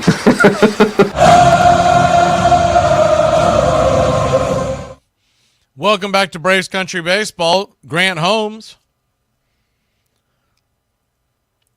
goes back to work. First pitch, swing and a miss, strike. It's 0-1. The 0-1 to Ellie De La Cruz. Curveball. Misses, 1-1. The 1-1 count. De La Cruz 1 for 1 with a double in the first. Scored a run. The pitch, right there at the knees, curveball, 1-2. Looks like Holmes' curveball may be working a little bit. That first inning, they kept forcing the issue, and he was missing it by a ton. The 1-2. Swing, chops it over towards second. Witt's got it, flips it over to Olsen. Easy 4-3 put out, 1 away. And, you know, something you got to remember about Grant Holmes, we're wondering about him running out of gas, is the fact that Grant Holmes this is his first year in the majors, and he spent the first 11 in the minor leagues, though he was a high draft pick. He never really got it going, so he just is getting it together. And the idea of him pitching in late September, I mean, he's never done that in his entire baseball life. First pitch to Stevens is up high and misses. It's 1-0. The 1-0. Kicks and fires. 94 off the edge. 1-1. So the thing with the offense to me is this. It's pretty plain and simple. They're very bad at the fundamentals, meaning get them on, get them over, get them in, the bunting and whatnot. And if you don't work on them in the spring, as the 2-0, down and away, 3-0. You can't catch up to speed when you find out that your offense isn't hitting the home runs they hit last year. And so Seitzer and Snicker did not make it a priority to work on that kind of stuff. As the 3-0 pitch misses, ball 4, a 4-pitch walk from Holmes, and that's not what you want. With the 3-run lead, you want to go right at them. Spencer Steer will be the batter. But anyways, when you look at the big picture, they have, first of all, the injuries are obvious, but then the guys that are on the team, they've never been coached on this level, on the get them on, get them over, get them in theory that was so popular in baseball for so many years. First pitch from Steer, 2 Steers, a swing and a miss, strike. It's 0-1. The 0-1 swung on and missed, pulled the string on the slider, 0-2. So when you're looking at that and you're saying, well, man, they're struggling. They get runners on second and third, 1 out, no out, whatever it may be, and they're not getting them home because they have gone with the mindset for the last several years that you just sit back there and wail away. The 0-2 just got a piece of that. Do it again. But when you take Austin Riley out of the lineup, you take Ronald Acuna Jr. out of the lineup, you take Ozzie Albies out of the lineup, and you put a Gio Urshela, you put a Ramon Laureano, you put a Jared Kelenic, it's not the same offense. And though those guys are doing a phenomenal job defensively, is the 0-2. Swing and a miss, strike 3. Got him with the slider, 2 away. I really feel like it comes down to the fact that it wasn't focused on in spring training, and so it's hard to just all of a sudden change gears and decide you're going to start manufacturing runs. Friedel, the batter, first pitch, 95 up top. It's 1-0. Nationals lead the Mets 1-0. Looks like they're going to the bottom of the third. The Mets have one more game with Washington and then a 4-game series in Philadelphia. I'm sorry, in New York against Philadelphia. 1-0 right there for a strike, 1-1. So both of us are playing 7 games this week. We have 2 more in Cincinnati is the 1-1. Chop foul, 1-2. Then we head to Miami this weekend. Hopefully, it appears that Ozzie Albies will be back by Friday. He's playing tonight in Gwinnett. He's playing tomorrow night, and then he'll get Thursday off to travel and meet the team in Miami. I think if that was the night game, he'd probably play Thursday. The 1-2, high and out of the zone, 2-2. The Mets will finish up with Washington tomorrow, and then they've got the 4-game series against Philadelphia. And you got to look what Philadelphia's playing for. They have a chance this week to clinch the division. The 2-2 slaps it back foul. We'll do it again. So that kind of plays into the Braves' favor, is the fact that the Phillies aren't just kind of spinning their wheels waiting till October. They're trying to clinch the division, but then the other thing would be, and look, Philly would love to win the division on the Mets soil, right? But then the other thing, the Phillies and the Dodgers are neck and neck for the best record, not just in the National League, but all of baseball. The 2-2. Caught, looking strike 3. Curveball, got him. That'll end the inning. So Grant Holmes is fighting his way along. Little bit of issues with the control, but he's got a 4-1 lead. We head to the 4th. What the hell did you do? In my defense, you left me unsupervised. You're a grown-ass adult, and you left me unsupervised. Now 2 outs and 0 on. The Mets are waving their outfielders in. The whole Met team waving their outfielders in. Here's Rick Camp with a game on the line. 2 outs and 0 on base. Well, they could go to another pitcher, but in 18 innings, they've used just about everybody. It'll be an 0-2 pitch. And he is at the deep left. He goes back. It is gone. Holy cow. Oh, my goodness. I don't believe it. I don't believe it. Rick Camp. Rick Camp. I don't believe it. Camp makes it 11-11, his first Major League homer. I'm Wilfred Brimley, and I'd like to talk to you for a few minutes about diabetes. Diabetes.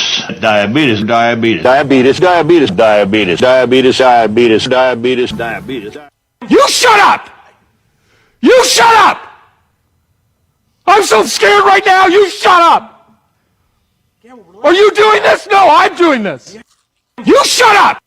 I tell you what Casey had that a lot of people don't tell you about. He had the knack of taking that ball out of a pitcher's hand. And that means a Whitey Ford. That means anybody, and giving that ball to another, because I tell you about pitchers will talk you out of it. You know, you go out to take that ball, oh, Skip, let me pitch to this guy. When Casey walked to the mound, you gone.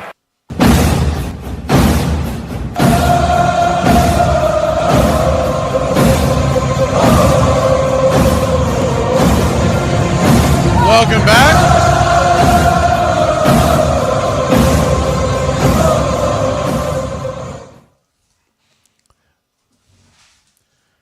Braves lead at 4-1. My video keeps cutting out, so I don't know what in the hell is going on with MLB, but wait for it to get their act together. They're having an issue tonight.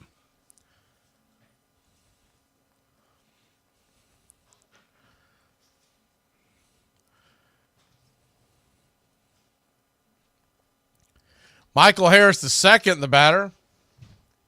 Thankfully, we got a backup going on. I mean, they are. I think the problem is we're the poverty franchise like Cincinnati, and their technology just sucks. First pitch on the way, or maybe it was the third pitch. Heck, I can't tell at this point. To Michael Harris, the second, is swung on and hit high and deep into center field. Running back making the catch.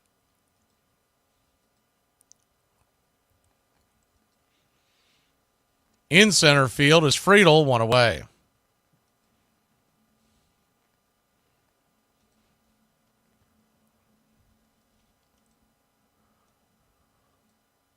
Braves lead it 4-1. An 0-1 count on Soler. Pitch on the way to Soler, swung on and rattled off the equipment of Stevenson, the catcher. 0-2. Spears the batter now, the right-hander.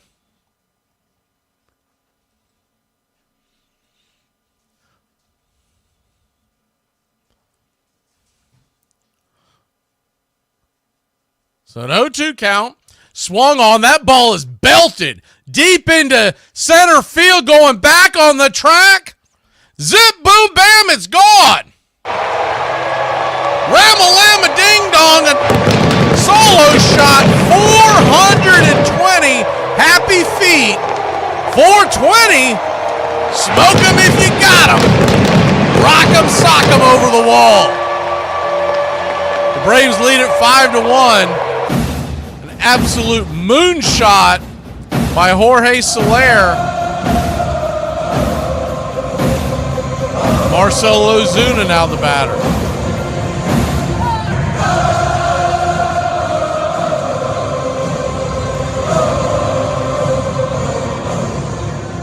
Marcell Ozuna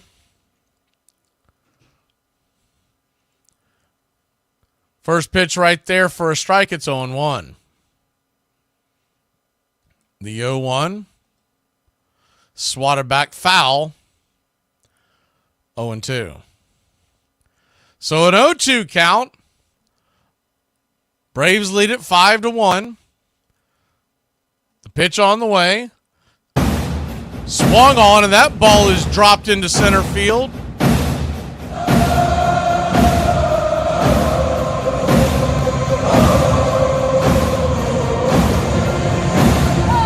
Single by Marcell Ozuna.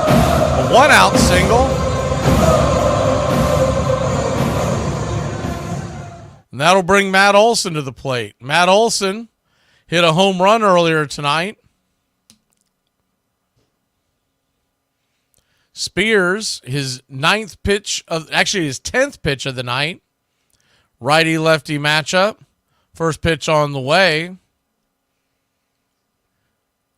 is a cutter right there at the knees. It's 0-1.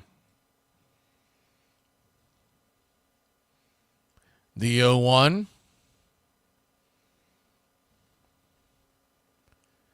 Spears comes set.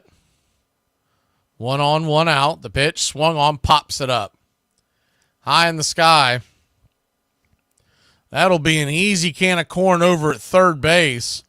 Making the catch will be Marte. 2 away. Just got underneath that one.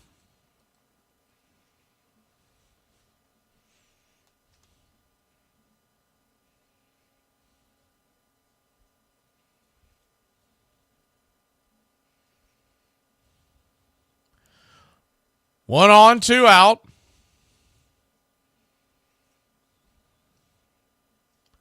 Ramon Laureano, the batter. Spears kicks and fires right down below the knees for a strike. It's 0-1.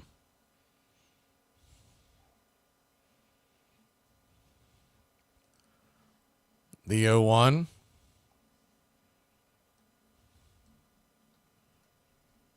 Brings it. 93. Just misses outside. 1-1. Carson Spears, 26-year-old, drafted out of Clemson back in 2023. He was born in Greenville, South Carolina. The 1-1, down and away, 2-1. It's his second year in the majors. He's got a lifetime ERA of 5.68. So he's kind of their Luke Jackson, if that makes sense. The 2-1 pitch. Swing, lifts it high and deep into center field, going back on the track, making the running catch is Friedel, and that'll end the inning. But not for your Atlanta Braves, put one on the board. Slow-moving ball game, but we've got a 5-1 lead. We head to the bottom of the fifth. You may not be the girl of his dreams in the typical sense, but you can always be the feral swamp witch that haunts his dreams and sends him increasingly disturbing visions until he comes crawling on his knees, begging for mercy. Don't ever sell yourself short. No, you don't drink. You're just acting. In fact, last night at the bar, he was acting so good they had to carry him to his room. I just picked up a hitchhiker, and he seemed like a nice guy, and after a couple minutes, he said, "Aren't you worried that I might be a serial killer?"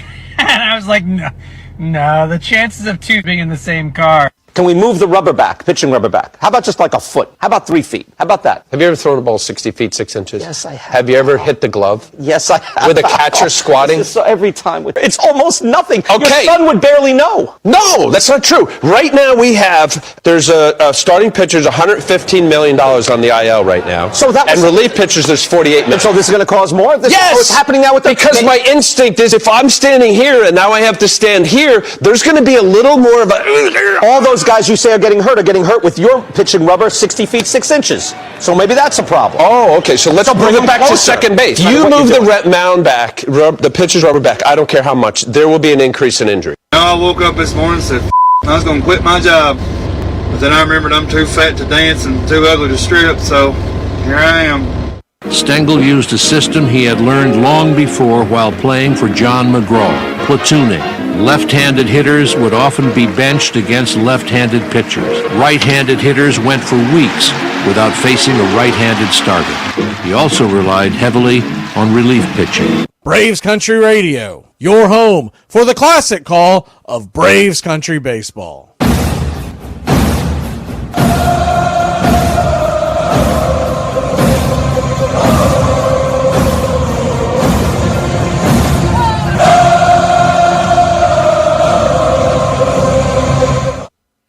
Welcome back to Braves Country Baseball.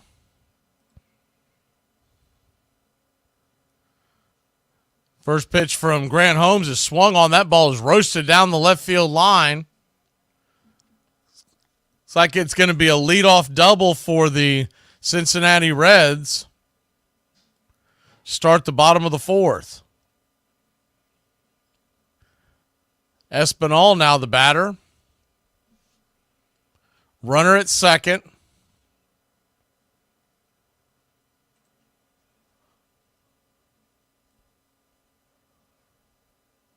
Nobody out. The first pitch to Espinal is right there at the knees for a strike. It's 0-1.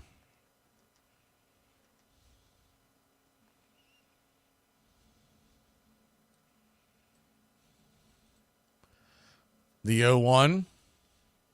Kicks and fires. Swing. That ball is ripped over towards short. Arcia snags it, and then I don't know what in the hell he did. He threw the ball into Never Never Land. The runner's going to end up retreating back to second, making it to third on a terrible throw. So if you're scoring at home, it's L6 and then E6. He caught the ball and just fired it to second. But Merrifield was not over there. The ball almost hit the runner. Just a bad decision by Arcia. They've got a runner at third. One out now.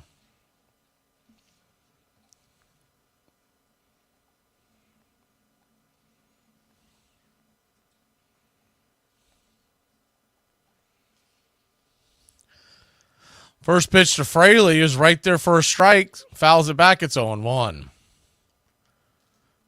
Runner at third. Righty-lefty matchup. The 0-1 from Grant Holmes. Looks back the runner. Turns and deals. Swing and a miss.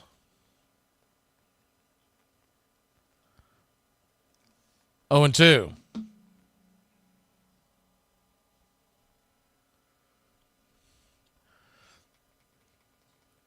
The 0-2 count.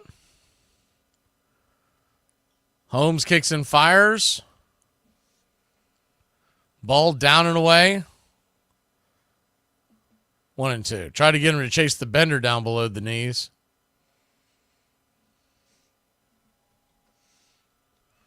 One, 2 count. Pitch on the way. Swung on. Foul back out of play. We'll do it again. Braves 5, Reds 1.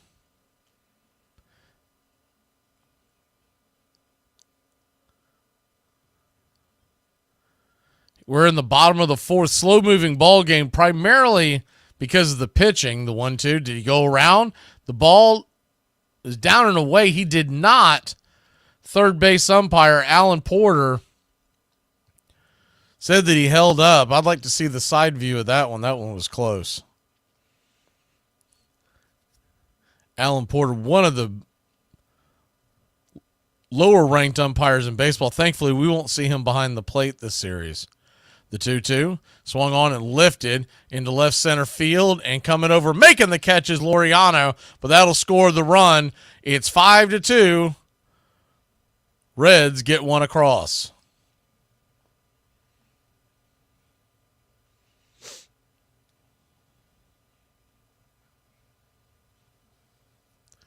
Kind of a blooper.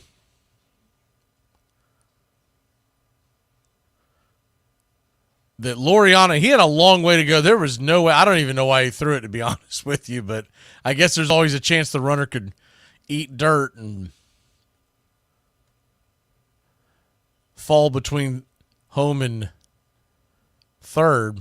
First pitch on the way to Marte is inside. It's 0-1. Marte 0 for 1, the number 9 hitter.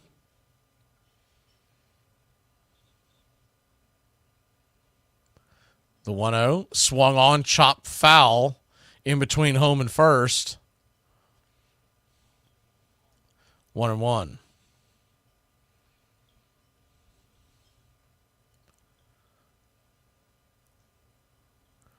So a 1-1 count.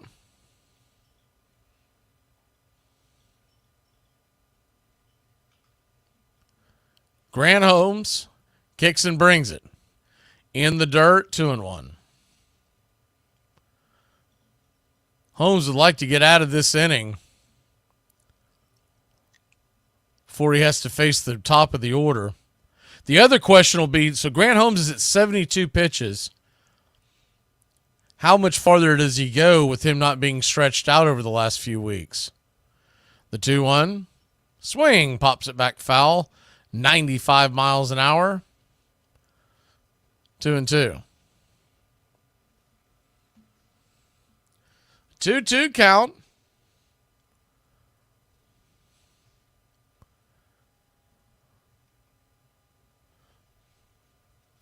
Braves lead at 5-2, bottom of the 4th.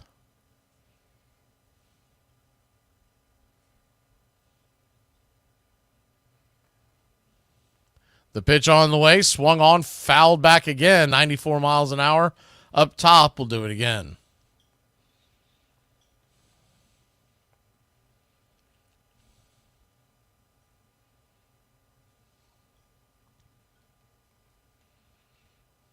The 2-2. Holmes. Swing. That ball's going to get dropped into left field. That's down for a base hit. And the Reds extend the inning here in the bottom of the 4th. The bottom of the 4th here, and now the top of the order will come up. The Braves do have Dylan Lee warming up in the pen. Looking at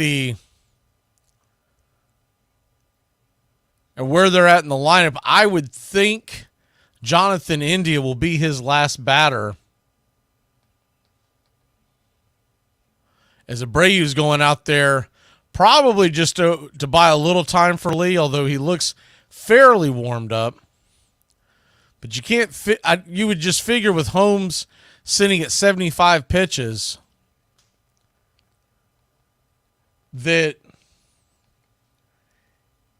this will be his last batter. They don't want him to face De La Cruz if India were to get on.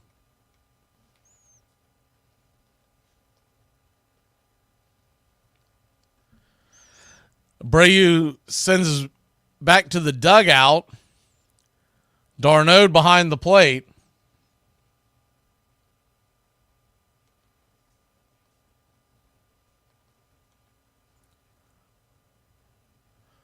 Runner at first, 2 outs. Grant Holmes back to work, his 76th of the night. First pitch, fastball up top. It's 0-1.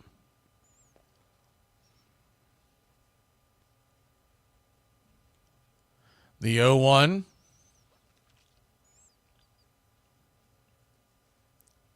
Kicks and fires. Swing and a miss. 95 miles an hour, 0-2.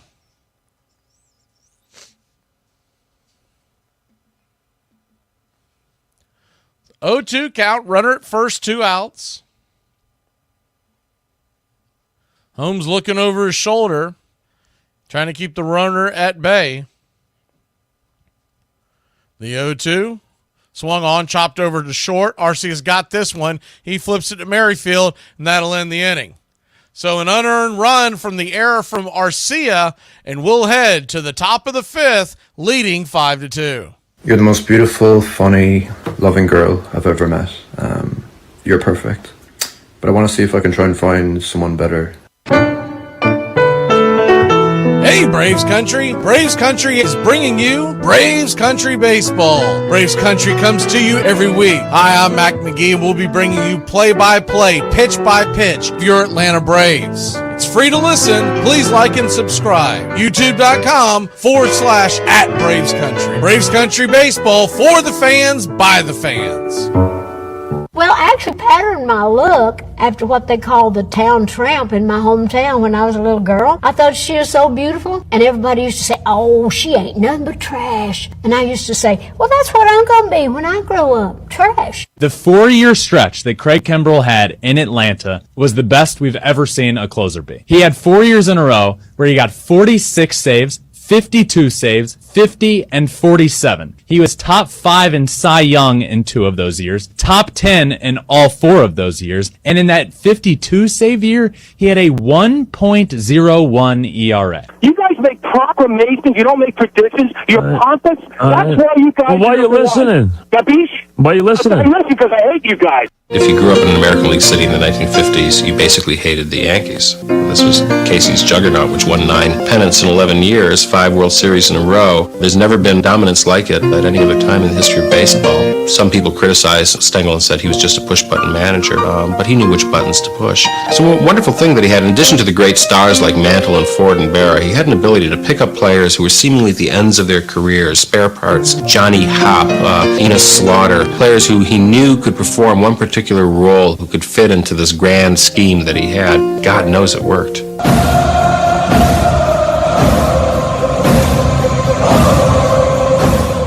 Welcome back to Braves Country Baseball.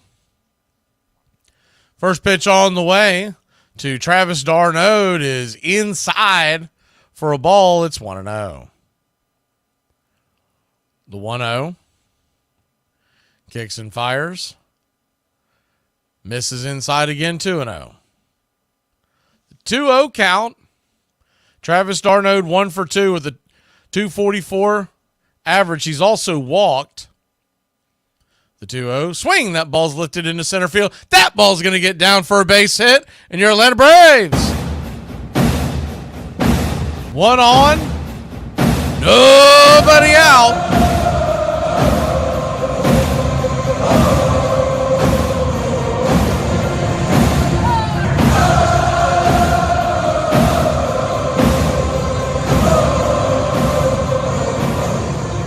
Coming to the plate is the ice cream man, Whit Merrifield. First pitch on the way is outside wide. Sweeper misses. It's 1-0. Spears is still in the game. Braves lead by 3 here in the 5th. 5-2 your score. The 1-0. Swung on. Lifted high. Into center field. Right there at the warning track. No chance for d'Arnaud to move up a base. He'll retreat back to first, 1 away.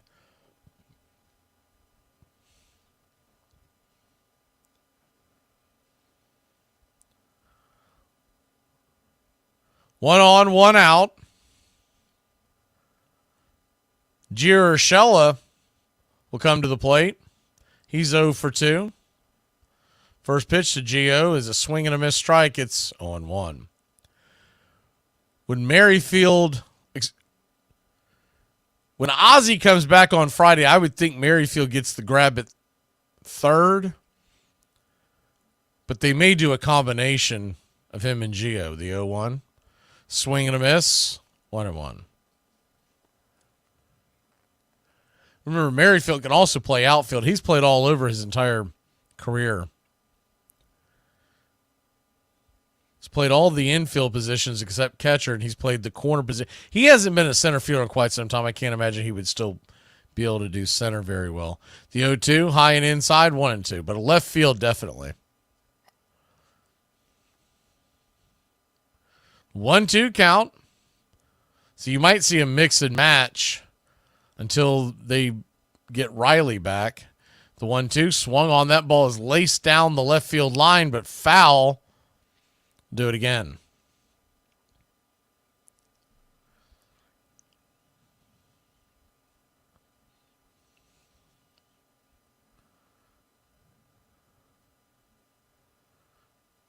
Braves 5, Reds 2, top of the 5th inning. The 1-2, swing, pops it up, high in the sky, down the right field line, foul territory. Who wants it? Jonathan India, the second baseman, will corral it 2 away.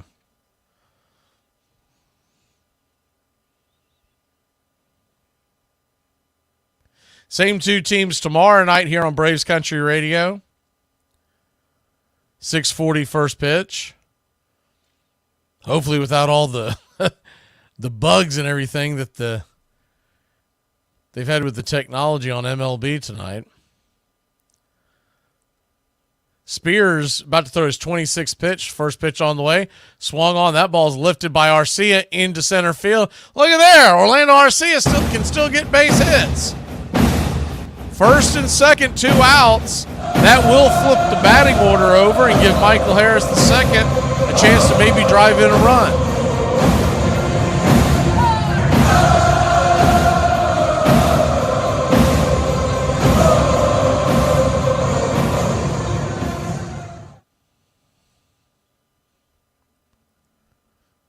First and second, 2 outs. First pitch on the way. Swing and a miss. It's 0-1.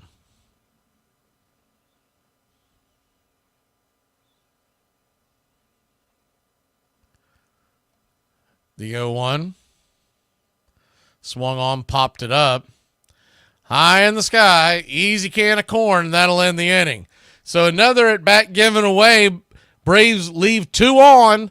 We head to the bottom of the 5th, clinging to a 3-run lead. Time to wake up the neighborhood. Who needs a rooster when you have a pot? Hey, rookie! You were good. For those of you who have seen Field of Dreams, and for those of you who haven't, I'm going to tell you the story of Moonlight Graham. Archibald Wright Moonlight Graham was born on November 12, 1876 in Fayetteville, North Carolina. Some say he got his nickname because of his speed. Others say he got his nickname because he moonlighted at a second job in the off-season. He played minor league baseball for 6 seasons until he finally got his chance in the big leagues with the New York Giants in 1905. On June 29th, he would finally make it into a game against Brooklyn at Washington Park. Graham would replace right fielder George Brown at the end of the 8th inning. Unfortunately for Graham, he never got a chance to bat. In the top of the 9th, he would be left in the on-deck circle when Claude Elliott flied out for the 3rd out of the inning. He would play right field in the bottom half of the inning, but never recorded a putout or an assist. Soon after, he returned to the minors where he played until 1908. In 1908, he had to retire due to chronic respiratory problems. He never got another chance to play in the big leagues. In 1911, an American League scout found out he was playing semi-pro ball and asked him to join the Red Sox, but he declined the offer. After baseball, he became the Chisholm School Doctor in Minnesota for over 50 years. Sometimes he would take the students out to the field, where he would throw baseballs from home plate over the left field wall, a distance of 335 feet. In 1965, passed away at the age of 88. Baseball sports are the streets and the lots in the old neighborhoods.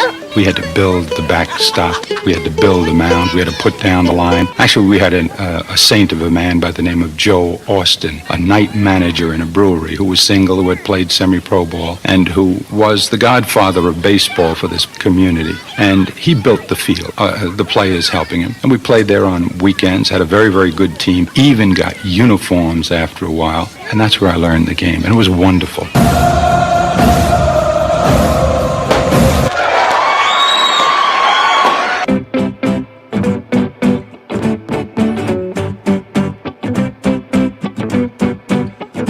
welcome back.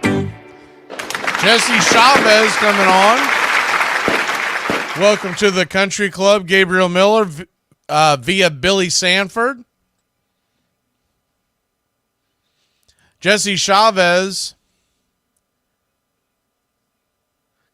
comes in with a 3.06 ERA. He had a couple of rough outings, but it's been pretty solid since then. First pitch on the way to Ellie De La Cruz is a sinker inside for a strike. It's 0-1.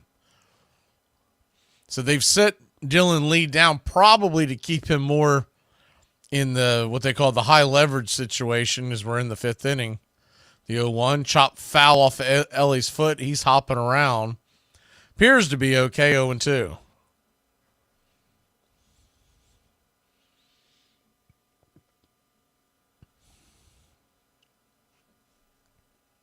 Ellie De La Cruz doubled in the first, scored a run.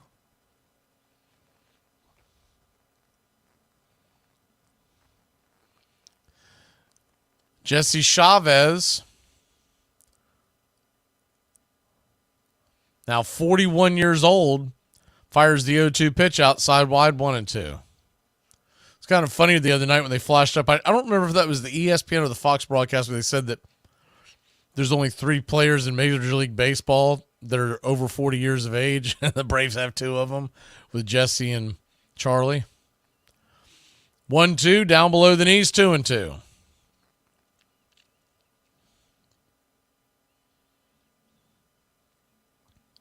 The 2-2 from Jesse. Inside. Tried to go to that cutter again, but this time missed well inside, full count. So Jesse got the 2-strike lead and now playing with his food. It's a full count. Nibbling away the payoff pitch. Swing! Pops it back foul. De La Cruz going for the downs on that one.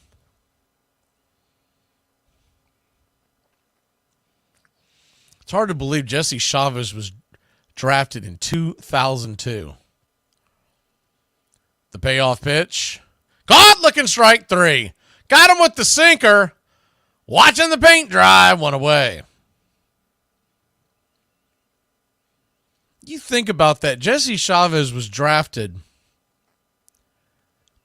6-ish, 7 months, maybe 8 months after 9/11. And he's still in the major leagues. Drafted in 2002 by the Texas Rangers. First pitch on the way is a sinker at the knees to Stevenson. It's 0-1. And still pitching at a pretty high level, too. I mean, when you consider he's got an ERA of just over 3. Is the 0-1 down and away, 1-1.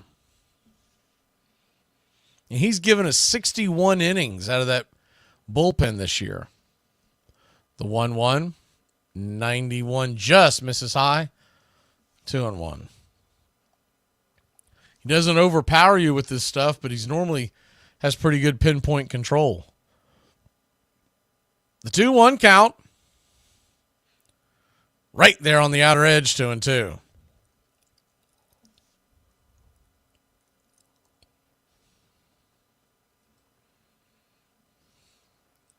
Braves 5, Reds 2, 1 down.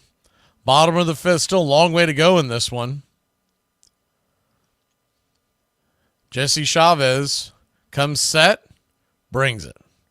Caught, looking strike 3. Cutter at the knees, 2 away. Stevenson doesn't like it, but it looked like it hit the bottom quadrant of the zone on the corner. Yeah, that definitely hit the zone. A little surprised Stevenson, a catcher himself, is out there arguing, but usually that doesn't work out well for a catcher. Because then when he starts to argue when he's behind the plate, the umpire's going to say, I thought you said that was a strike. A ball, excuse me. First pitch on the way to Steer is a swing and a miss strike. It's 0-1.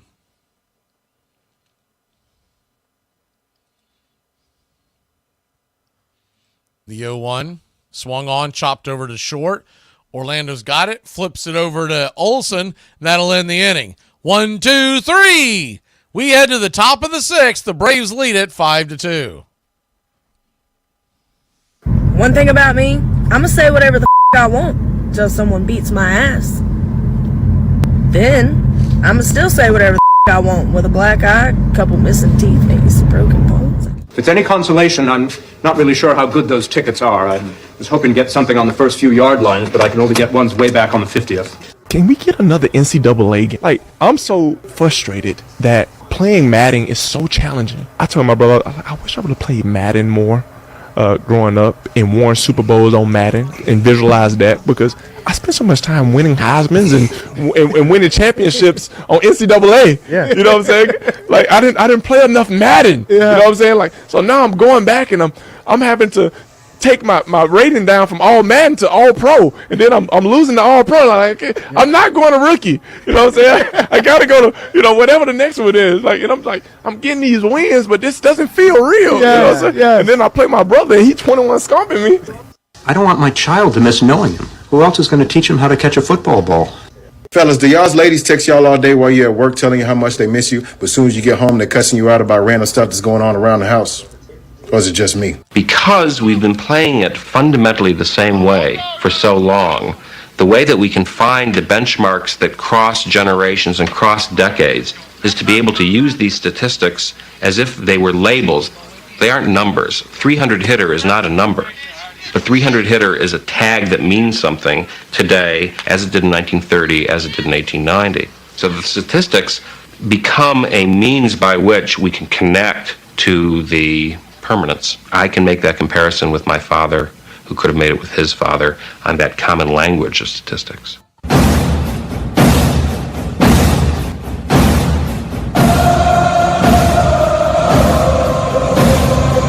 Welcome back.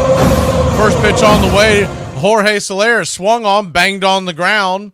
Over to short, Ellie De La Cruz flips it over to first. 6-3 in your scorecard. One away.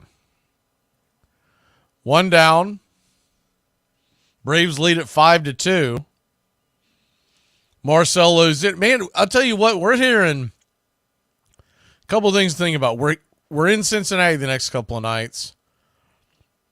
And Thursday afternoon is the first pitch on the way to Ozuna. Is inside. Had to bend back a bit. Make sure it didn't get him. It's 1-0. The ball flies out of here, and then he loves the Miami Stadium. The 1-0. Swung on, chops it over to third. Is going to have to hurry.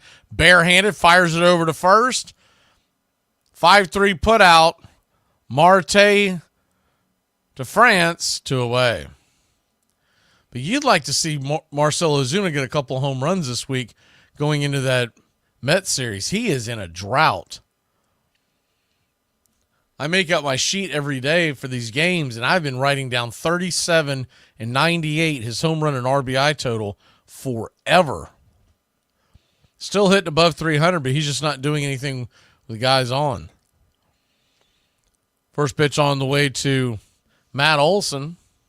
It's outside wide for a ball. It's 1-0. The 1-0 to Matty. 81. Right there on the outer edge. 1-1. 1-1 count. Pitch on the way. In the dirt, 2-1. Braves lead at 5-2, top of the 6th. Still a long way to go in a hitter's park, so you like to keep tacking runs on. Olsen with the home run already and a walk, the 2-1. 88 up top. Ball 3-1. Standing on deck is Ramon Laureano. The 3-1 pitch. Swing and a miss, 3-2.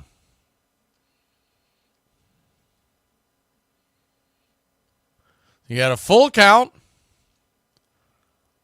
2 down. Brings it. Outside wide, ball 4. So he'll head on down to first.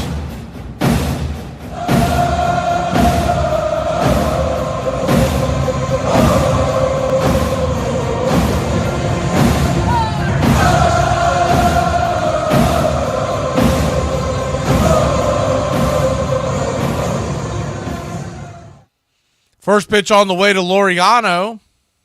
It's a swing and a miss strike. It's 0-1. Ramon Laureano 1 for 3 on the night. RBI single in the second.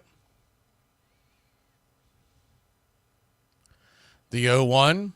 Kicks and fires. Inside.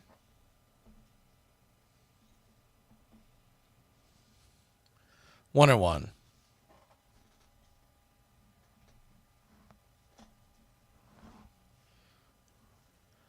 Olsen at first, 2 outs. The 1-1 to Laureano, down below the knees. 2-1.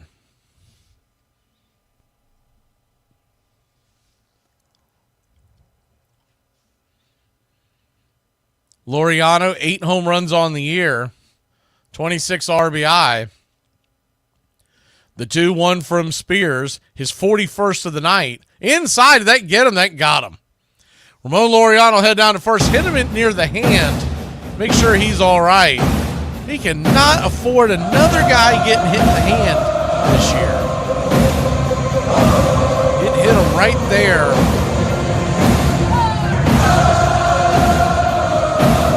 Might have got him in the forearm. Trying to see a much closer up look. They're not checking on him, so he must be okay. It's a pretty big guy, but he must be all right because they're not out there looking at him or nothing. So Travis d'Arnaud to the plate now. First pitch on the way to Travis is down and in for a ball. It's 1-0.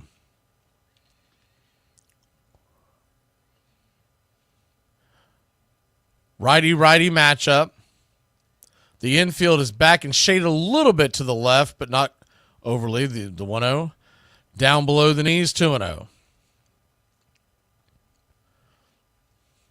First and second, 2 outs.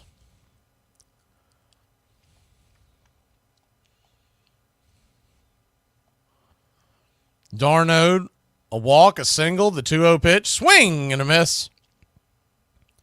2-1. Ramon at first, Olsen at second.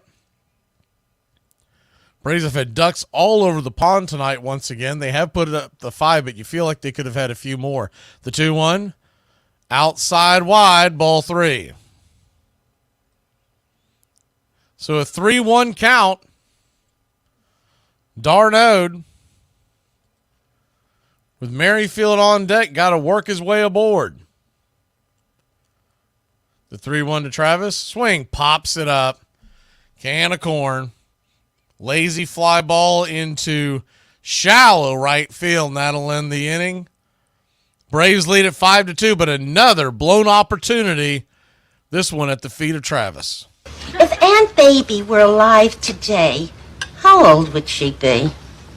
She'd never make it. Pitch to Ozuna. Swung on and blasted. Deep to left field, forget about it. 2-run homer, Marcell Ozuna. And the Braves with a 5 spot on the board here in the top of the 10th inning. Ozuna with his 14th home run of the season. What was that? They're going to stop in the middle of the third baseline and do a hand. Just now stepped on a home joke. plate. Ron Washington, that's just not professional. Stop in the middle of the third baseline so they can do a little hand dance. Got him! Got him! Hey, young people, I want to let y'all know right now, we raising the retirement age from 65 to 70. So now you got to work from now until you 70 to afford a basic living. Bro, I'm not doing this. What you going to do, just not have a job? Hell yeah. I'll off myself. Before I work my whole life away just to barely get by, I'll take myself up out this. I'm already not making it. What more can I lose? I work for $1 billion company and I'm struggling. There you go with that. I bet you want us to increase wages next, huh? Yeah. That would be amazing. And see, then the price of stuff gonna go up. Why the government ain't got no retirement ages? Y'all get to be rich zombies and that you don't start living good when you leave. Y'all be living good from day one. In 1856, a British-born music teacher and enthusiastic cricketer named Henry Chadwick saw the Knickerbockers play the New York Gotham and became an instant convert to baseball. Chadwick developed the box score, wrote and edited the most popular players' manual, and launched one of the first baseball columns, covering the Knickerbockers and their challengers, the Gothams, Eagles, Empires, Excelsiors, and Atlantics, in the pages of the New York Clipper. And he began keeping comparative statistics so that he could measure one player's performance against another.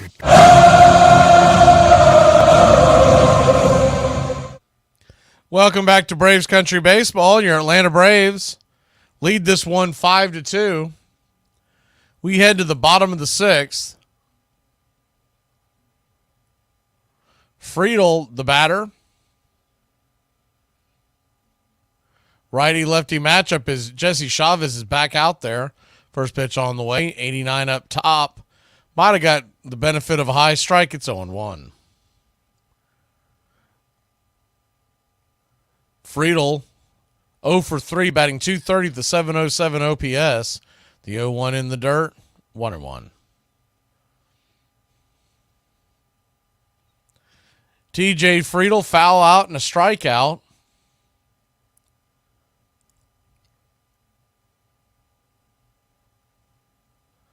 Jesse kicks and fires. Swing. Come back to the mound. Good defensive play by Jesse. He backhands it. Flips it over to Olsen. 1-3 on your scorecard. One away.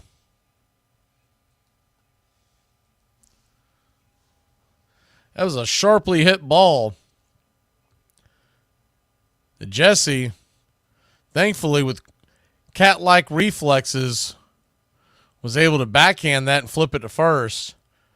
It would have been a much closer play if he gets through to Arcia, though. He was played up there. He's got a cannon for an arm. I don't know how hard that ball was hit. He might have had to charge it. First pitch to France is right there for a strike. It's 0-1. France, 2 for 2 on the day. The 0-1, swing and a miss, 0-2.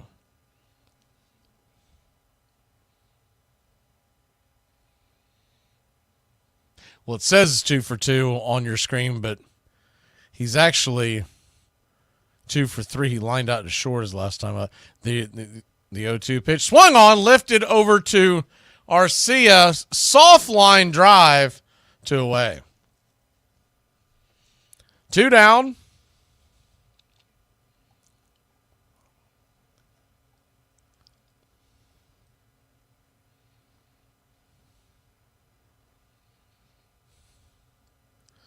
That'll bring Espinal to the plate, number 7 hitter. First pitch on the way is 90, just off the plate. Knee high, 1-0. The 1-0. Kicks and fires. Swing laced over the head of a leaping Arcia. It'll be a 2-out single as Ramon Laureano cuts it off. Hard hit ball, 2 down.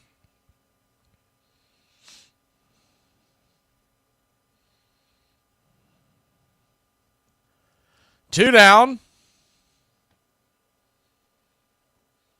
Fraley coming to the plate.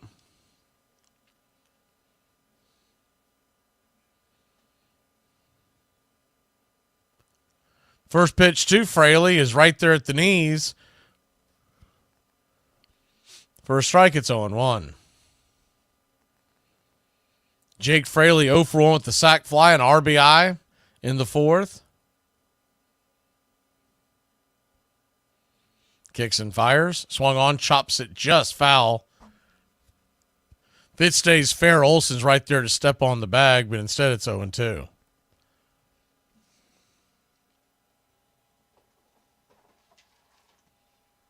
Braves 5, Reds 2.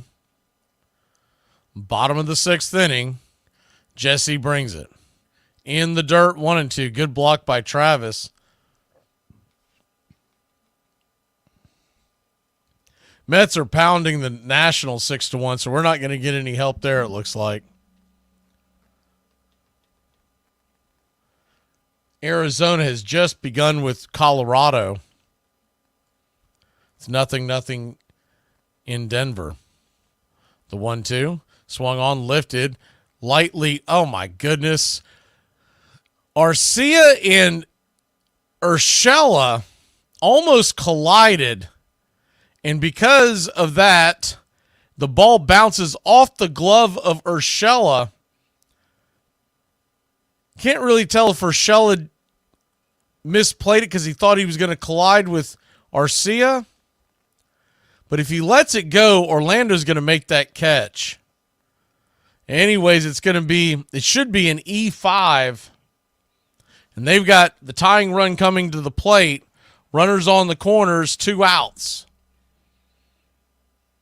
It's a terribly misplayed ball. I still think that Urshela misplayed that because Arcia was cutting behind him, and he probably thought that they were about to collide, so he kind of alligator armed it. Abreu's going to go out there and talk to him real quick. Pierce Johnson and Dylan Lee are warming up in the pen.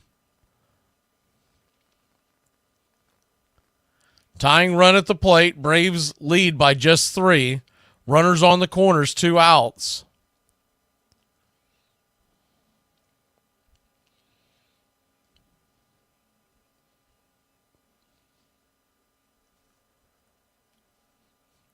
So you got a righty-lefty working up in the pen. Marte, the number 9 hitter, is the batter. After that, you would have India, the right-hander, De La Cruz, the left-hander, and Stevenson, the right-hander. So it really comes down to what happens in this at-bat, which pitcher we see next. First pitch on the way is 90 on the outer edge. For a strike, it's 0-1. Jesse Chavez, by the way, he's at 27 pitches. One swing could change this game dramatically. The 0-1. 89. Same spot, didn't get the call this time, 1-1.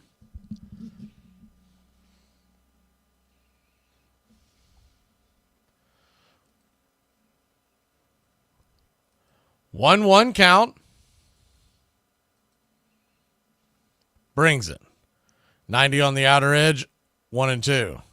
So he's gone 3 consecutive pitches, all the outer edge. Does he go back out there one more time, or does he bring it inside?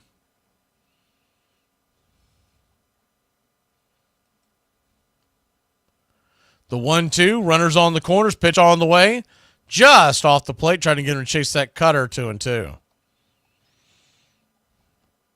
Don't want to pitch around the number 9 hitter here for sure. You really don't want it to get to a 3-2 count because then the runner at first will be on the go. The 2-2 from Jesse. Outside wide, nibbled again, full count.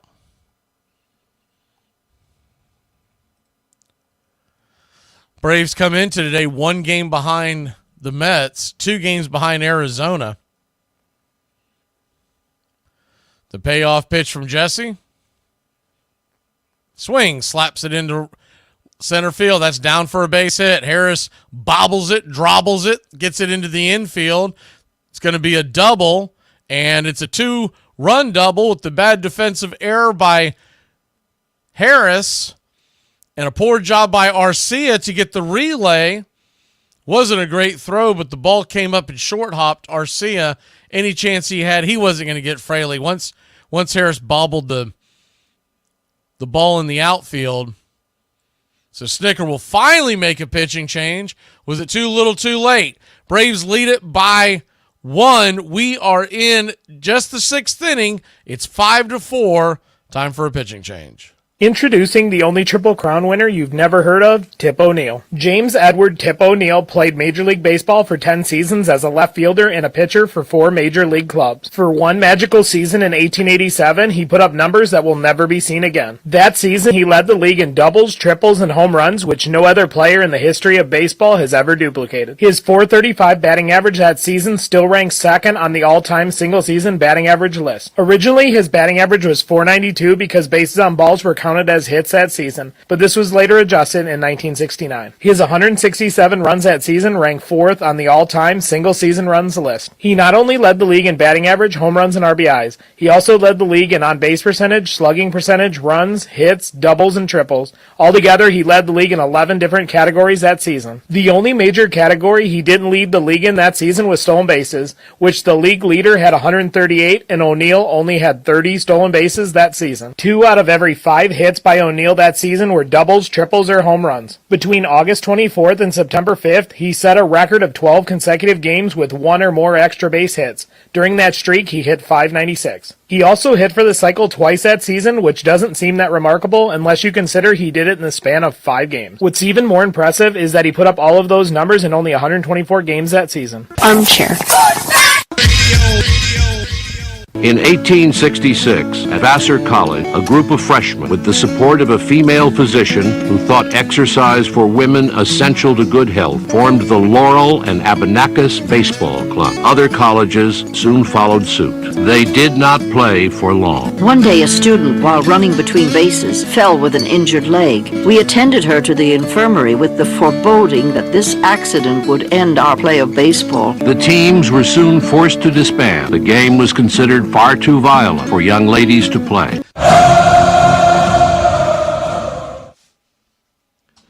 Welcome back to Braves Country Baseball. Pierce Johnson stands in against India. Tying run now at second base. First pitch on the way. Curveball right there at the knees. It's 0-1.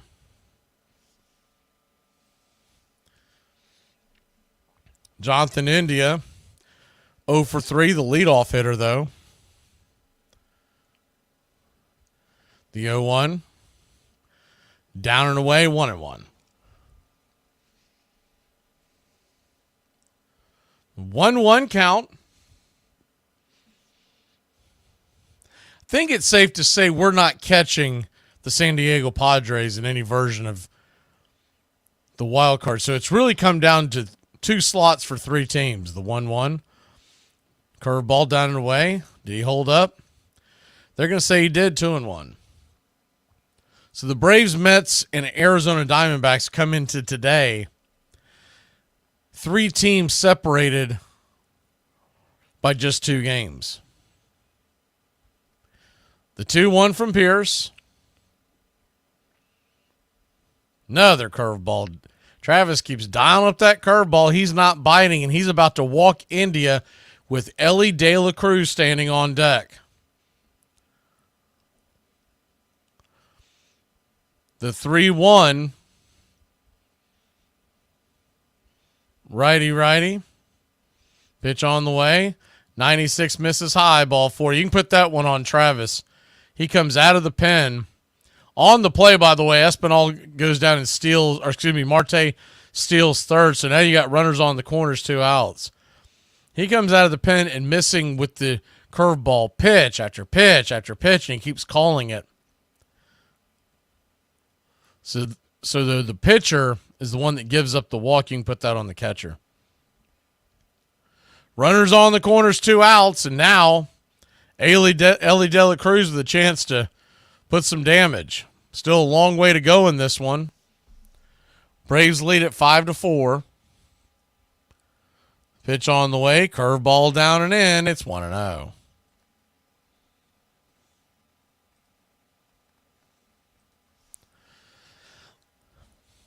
The 1-0. Pierce Johnson kicks and brings it. Upstairs for a strike. 1-1. 1-1 count.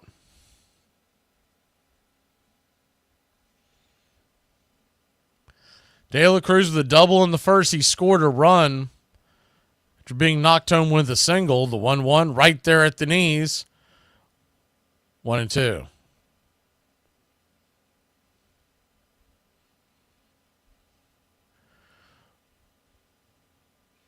Runners on the corners. 2 outs. The 1-2 from Pierce. Tried to get him to chase that curveball down. 2-2. Pretty good curveball by Pierce. Ellie just didn't bite. That's the problem with the pitcher like Pierce Johnson in this situation. You bring him in like this, he really only has 2 pitches he goes to, the fast and the curve. The 2-2. Swing. Chops it over to first. And Whit Merrifield will grab it. He'll flip it to first. 4-3 put out, and that'll end the inning. Braves lead by just 1 run. We got to get some insurance, Braves country. All right, kids, I hate to say it, but I think it's time we have to form an alliance with the millennials. Yeah, no, that's going to be a no from me there, Big Pimpin', but appreciate the offer. We'd be terrible teammates. Words hurt you guys too much. You have the alcohol tolerance of a child. You drink like nobody's ever hurt you in life, but I digress. First of all, congratulations on making it to the hating the younger generation part of your life. I'm proud of you. You guys are running around on all fours saying, like, my name's Mittens, I'm a cat, and you have to respect it. You have 9,000 pronouns that all say the same thing. Clearly the dosage is still off. You mind if we ask you a quick question? Sure, go ahead. What you got? We're doing a survey and we're asking people, what would you do if somebody broke into your house with the intentions to rob and harm your family? Oh, I'd call 811. 811? You mean 911? No, 811, because I'm going to need to know where to dig a hole. Hey, Braves country, I'm Mac Magee. Join us for Pitch by Pitch, play-by-play, the classic call of Braves country baseball. We're bringing you Atlanta Braves baseball all year long. Jump into our pregame show, Braves Country Today, just before first pitch. Stick around for the postgame show, Braves Country Tonight, where we will open up the phone lines and react to your calls or your comments all year long. That's Braves Country Radio, pitch by pitch, play by play, your home for the classic call of Braves Country Baseball. It is the American game. That's just what it is. And actually, it makes you me. I'm 81. But I can feel like I'm 15 when I'm talking baseball. I'm watching baseball. This is it. It does this. It can do this to any man. It brings you back.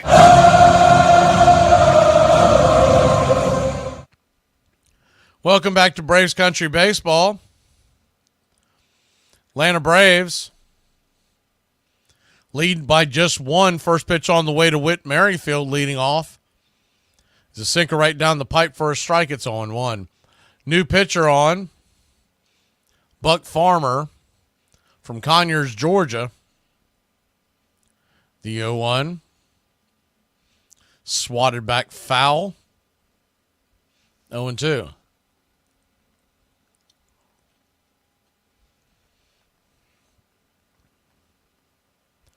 So an 0-2 count. Farmer with the 3.17 ERA, the 0-2 swing. Just got a piece of that stay alive. We'll do it again, 0-2.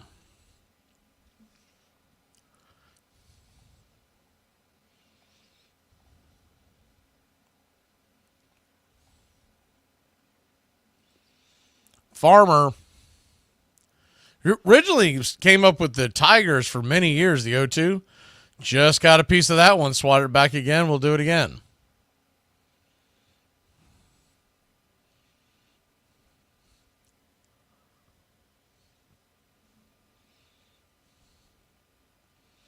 Braves 5, Reds 4, top of the 7th inning.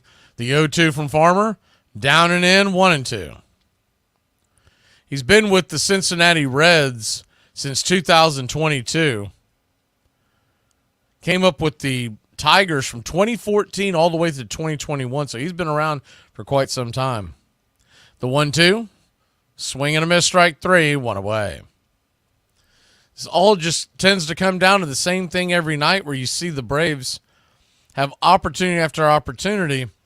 We talked about it when they had the 5 runs that they left some runs on the board. This isn't a typical ballpark. It's the reason why they call it the Great American Small Park, because the ball just carries in this one. First pitch on the way to Gio Urshela was below the knees, but called for a strike. It's 0-1.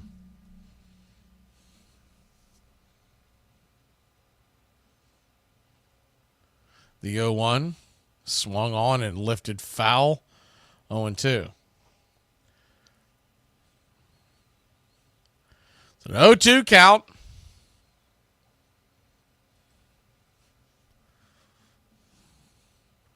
Standing on deck is Orlando Arcia.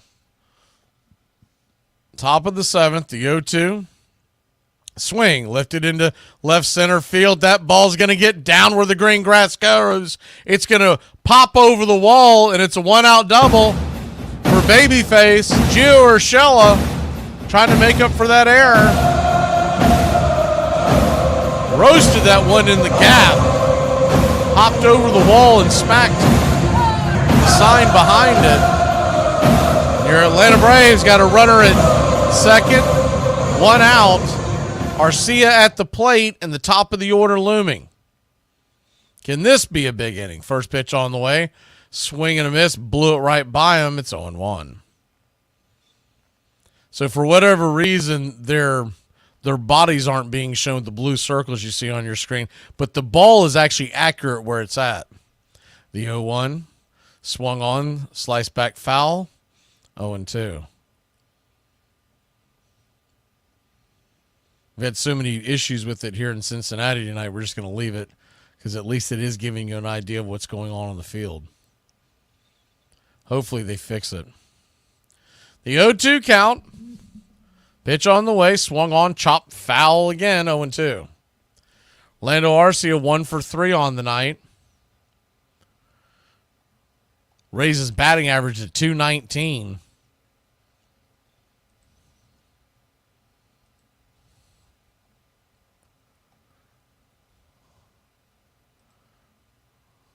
Farmer steps off the mound for a second.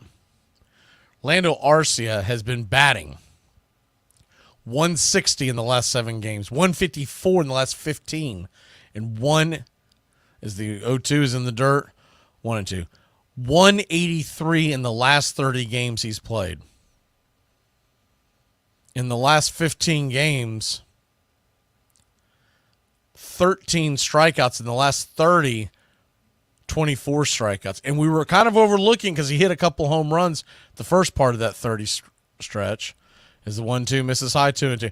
You wonder, would there be the possibility of Merrifield taking over at short, because he can play short, not at the level that Arcia does, but have him start the game at short when Ozzie comes back. The 2-2 swung on, fouled back. We'll do it again.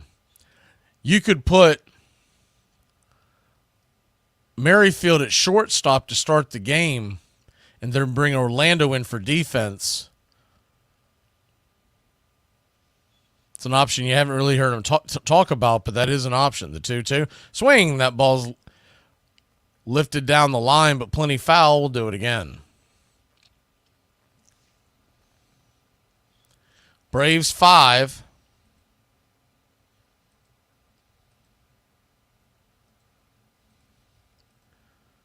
Reds 2. Or Reds 4, excuse me. The 2-2 swung on, chop foul. We'll do it again.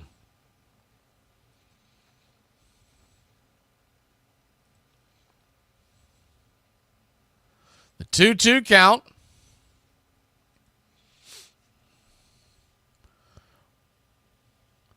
Eighteenth pitch of the inning from Farmer. Swing, pops it back, foul again. Nothing else, he's making them work.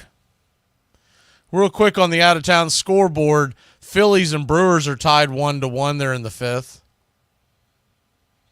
Other games of note in the playoff standings. Diamondbacks and Rockies, 0-0 there in the 2nd. The 2-2. Swing, just got a piece of it. Looked like he had swung and missed it, but he must have just gotten a stitch.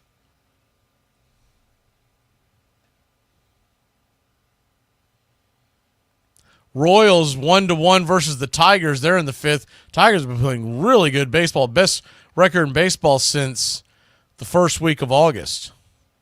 Mets all over the Nationals 6-1. No surprise there in that pitching matchup. The 2-2 brings it. Swing and a miss, strike 3. Arcia, the ball was dropped and he didn't even offer to run down to first, which I'm telling you right now, if Snicker had half the gumballs of most managers, he would not have. He spent more time worried about slamming the bat. Orlando Arce would be on the bench. I'd put Merrifield over there at short. We'd figure out second. It's enough with this clown. They're going to go for a pitching change. We'll be back in a flash here on Braves Country. The Braves still at the runner in scoring position here in the 7th.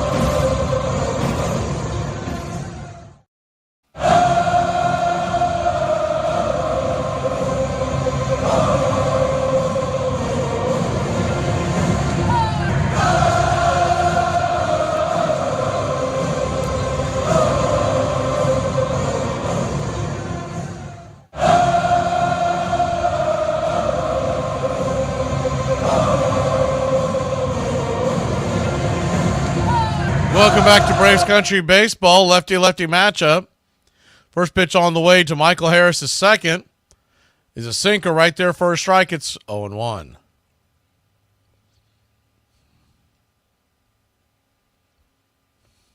The 0-1 swung on, sliced towards left field. That ball's going to get down for a base hit. Here comes the run around to score, and your Atlanta Braves. Are you kidding me? Are you kidding me? 2 outs. What happened here? Tui held him up. You've got to be kidding me. There's 2 outs. You've got to be kidding me. You've got to send him.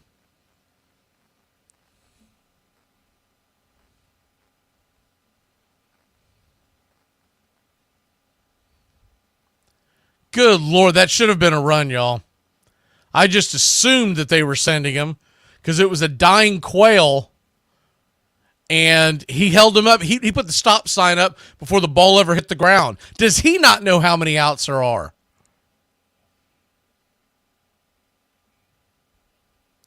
First pitch on the way to Soler. That'll be a lazy fly ball, so that'll end the inning. Great job, Tuiasa Sopo. You are absolutely worthless. We'll be back in a flash. Who was at the door? UPS guy. Why was he here? I haven't ordered anything in a while. I know. That's why. All right! I can't see you. Let me hear you. A 1, a 2, a 3. We out to the ball game. We out to the top. Find me something up. Crack jack. I don't care if I have to get back over. Little for the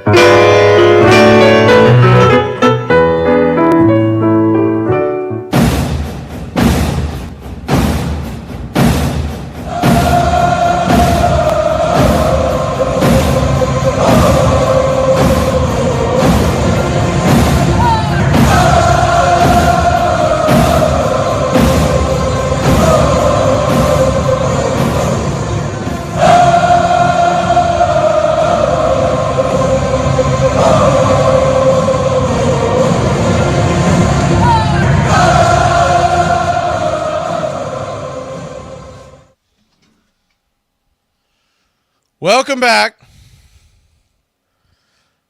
Pierce Johnson will go back to work. I mean, night after night, Tuiasa Sopa is just an absolute dumpster fire. First pitch on the way, swatted in the left field. Here we go. Leadoff runner for the Reds and the Braves, who lead by only one here in the bottom of the seventh. For those of y'all who could not see the game and are listening, what he did was the moment the ball was hit, he started holding up the runner. There were 2 outs. There's no reason with Gio Urshela's speed why he doesn't score on that play. There just simply is no reason. He holds him up so Gio just goes station to station. He was kind of looking around like, really? First pitch on the way, 92 off the plate. It's 1-0. This is the type of time where you're going to need almost a closed-door meeting from the players going, don't listen to that idiot at third base anymore. We're going to send you. You look for us. Whether it's the guy standing on the on-deck circle or someone in the dugout. 1-0, swing and a miss, 1-1. So a 1-1 count. It's just so irritating night after night seeing this guy. And nobody brings it up in the postgame. Nobody answers the question. What the hell is that guy doing it down there? Does he have pictures of Snicker? The 1-1.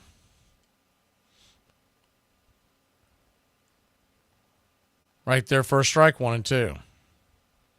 So a 1-2 count.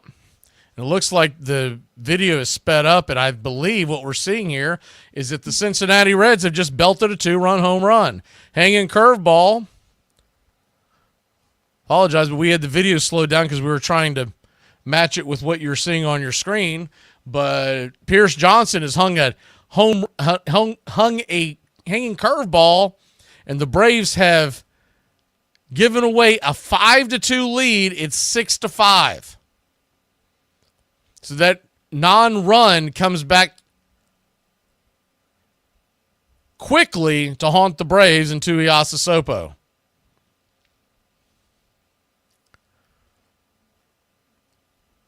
First pitch on the way.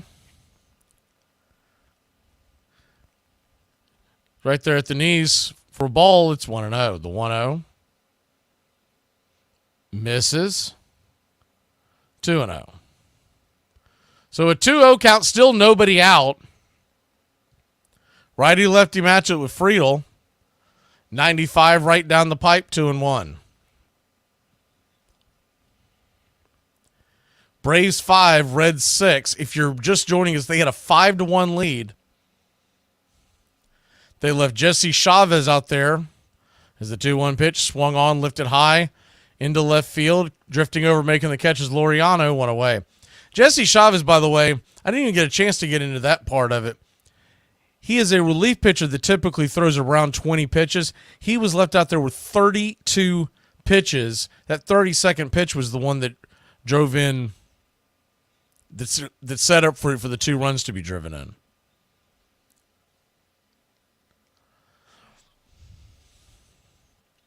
France 2 for 3, 1 down. First pitch swung on, pops it up. High over towards the first base dugout. It'll bounce off the dugout. 0-1.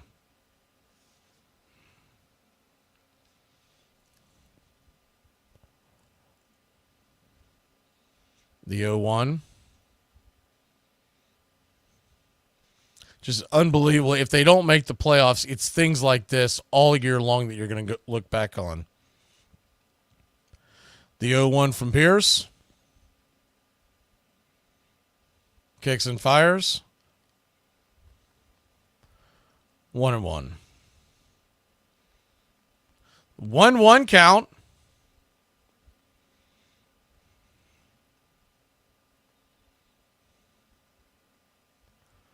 Pitch on the way, right there, 96 at the knees.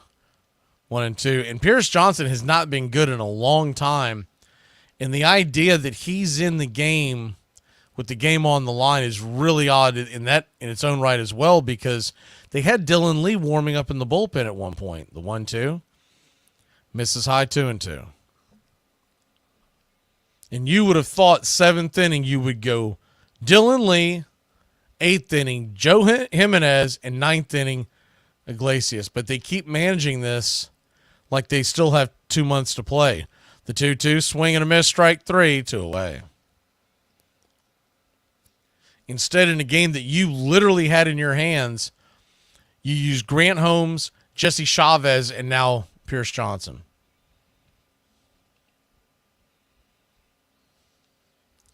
If they lose this, they will fall to 2 games behind the New York Mets. They would be at least 3 games, or at least 2 games behind the Diamondbacks. Could fall to 3. With just about a dozen to play. First pitch on the way to Espinal, misses for a ball. It's 1-0. The 1-0. Swung on, fouls it straight back. 1-1.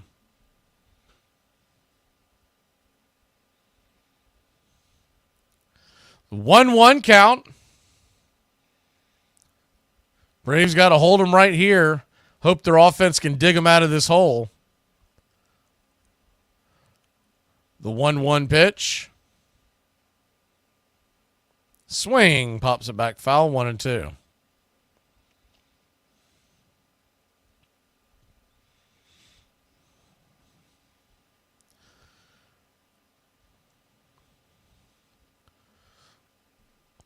One-two count. 2 down. Batter calls time. Digs back in. The number sitter, Espinal. The 1-2. Misses well out of the zone 2-2.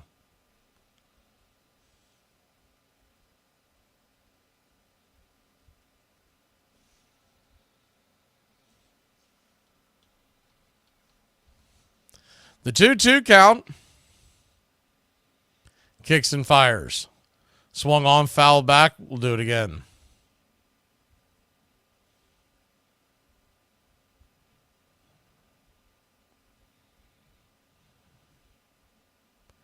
Cincinnati 6, Braves 5, bottom of the 7th. The 2-2. Fouls it straight back. We'll do it again.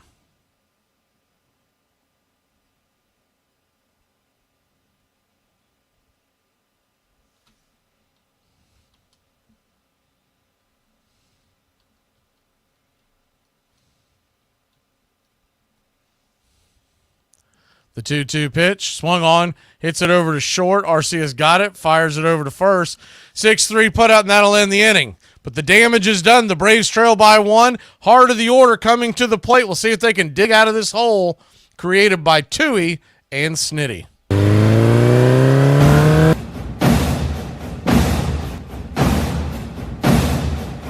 Look, dude, when we go in here, can you please just be normal? I am normal, dude. I'm normal. My actions are normal. Dude, I'm normal, man. Hold up, dude. Seriously, I gotta grab some t-shirts out of my car. They were on sale at Walmart for $1. You know what I'm saying? I'm just trying to sell them to some folks. No, you're not gonna sell t-shirts. T-shirts like the most normal shirt that there is. That doesn't make any sense. And I got them for $1, dude. I'm about to flip a hustle, dude. That's hustling ain't normal no more. Hustling is not normal at Nana's funeral. Nana would never say that. If only the world was less like this. I could use a smoke. Hey, put that out! And more like this. I could use a smoke. You murderer! I might have children one day! If you're around a smoker, smokers may look relaxed and like they're having fun. Don't believe it. Vote yes on Proposition 421. Let's outlaw smoking everywhere, even in people's homes. Let's live in a world without smokers. Prohibition works. Let's prove it. Armchair. Why is everybody mad when I ask their zodiac sign on the first date? They are like, oh, you're one of those? One of what? I simply asked your zodiac sign. Why is it such a big deal to tell me what it is? They act like I came from a psychic ward or something. It's giving Scorpio anyways. Despite the ban, the Pythians became the first recorded all-black team to play a white team, the Philadelphia City Items. a group of newspapermen. The Pythians won 27-17. Their captain, Octavius Cato, was later killed in a Philadelphia race riot.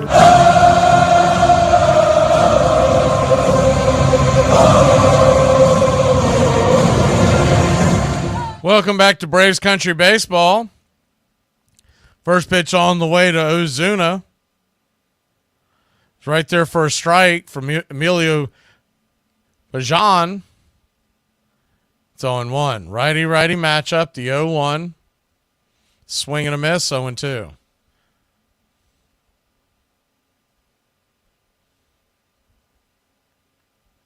So an 0-2 count.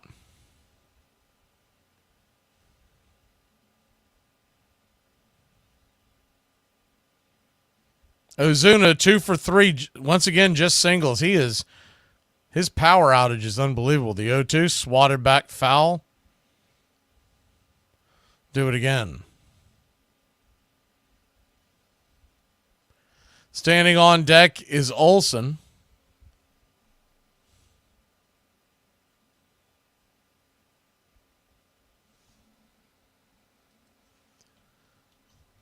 The 0-2 swing and a miss, strike 3.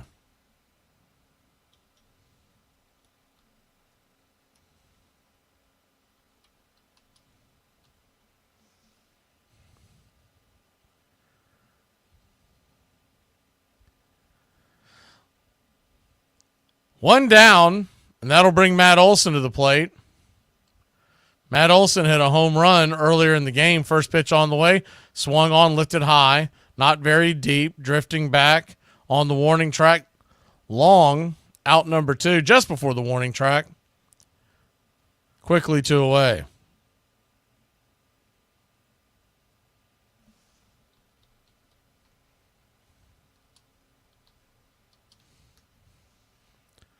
Two down. Laureano, the batter. First pitch on the way. Down below the knees for a strike. It's 0-1.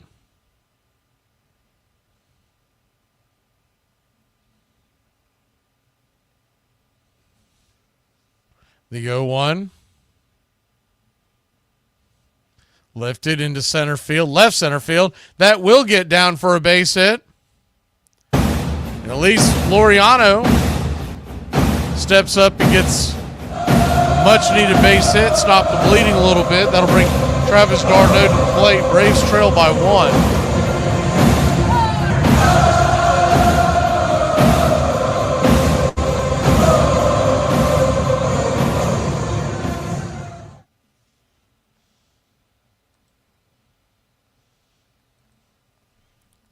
Righty-righty matchup. d'Arnaud 1 for 3 on the night. The first pitch came out of his shoes, swinging at a pitch well off the plate. It's 0-1.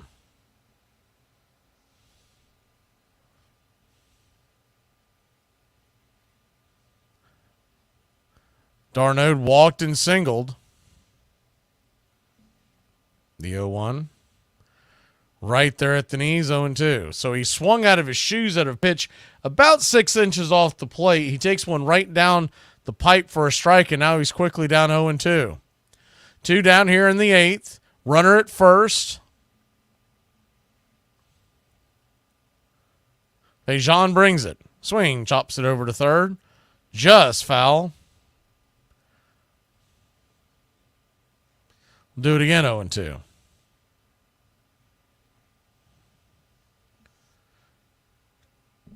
Seems like a spot here in years past where Travis d'Arnaud comes through with the big base hit. Can he do it tonight? 2 down, 1 on. The 0-2 pitch. Bejan brings it. In the dirt, 1-2. If Travis can keep it going, Whit Merrifield stands on deck.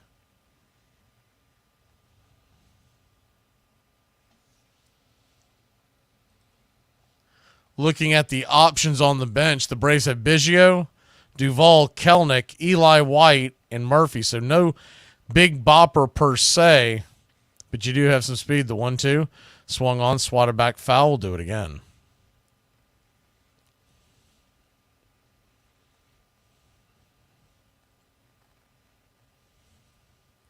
There was a time where you could used to rely on Duvall, but I think those days are long gone. The 1-2. 12th pitch of the at bat or of the night in the dirt, 2-2. Thought maybe on one of these you'd see Laureano try to go, especially if you could time up that off-speed pitch that he throws pretty much in the dirt every time. A 2-2 count, 2 outs. Braves trail by 1, tying run at first. Go ahead at the plate, the 2-2. Swing, slaps it back foul. We'll do it again.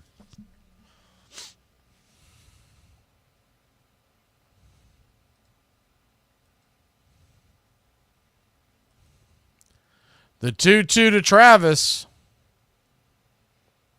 15th pitch of the night by Pagan. Swing. That ball slapped over to short, and a bad throw, but scooping it out of the dirt is Indy, and that'll end the inning. Ellie De La Cruz continues to be a disaster at shortstop, but India bailed him out. We head to the bottom of the 8th, trailing by 1. On June 30th, 1996, the Los Angeles Dodgers are playing the Colorado Rockies Coors Field. The game included 7 lead changes, 38 hits, and 10 home runs. 11 pitchers made their way into the game, and all 11 of them gave up at least 1 run, and 5 of them suffered a blown save, a major league record. 14 of the 18 half innings saw a run cross the plate. The Dodgers hit 6 home runs, including 3 on back-to-back-to-back pitches in the second inning. Colorado Rockies second baseman Eric Young stole 6 bases. 3 of them came in the third inning when he stole second, third, and home. Speaking of stolen bases, there were 10 in the game. In the 7th, Steve Reed throws the last scoreless half inning on 7 pitches. With 2 outs and a runner on first in the 9th, the losing pitcher, Todd Worrell, had pitched twice in the series already and had not allowed a run in the series until that day. The winning pitcher, Bruce Ruffin, turned a 2-run lead into a 1-run deficit in his lone inning. The game took 4 hours and 20 minutes to complete. It was, at the time, the longest 9-inning game in National League history. 2.5 months later, Hideo Nomo would return to Coors Field, and he threw a no-hitter, the only one in Coors Field history. On October 14th, 1992, the Pittsburgh Pirates were in Atlanta, facing the Braves in the 7th and deciding game of the National League Championship Series. With 2 outs in the bottom of the 9th, Pittsburgh led 2-1, but Atlanta had the bases loaded. A pinch hitter, Francisco Cabrera, who had had only 10 at-bats all season, was at the plate. And now the Braves season hangs in the balance. He hacked at the 2-0, now the 2-1. Line drive and a base hit! Just as the score... With the tying run in, most assumed that the runner on second, Sid Bream, hobbled by 5 knee operations, would be held at third. But the third base coach sent Bream anyway. Bream to the plate! And he is safe! Safe at the plate! The Braves go to the World Series!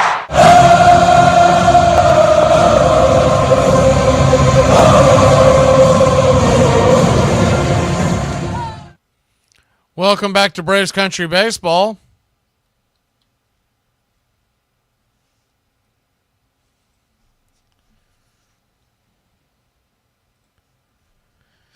Spencer Schwellenbach's the pitcher tomorrow.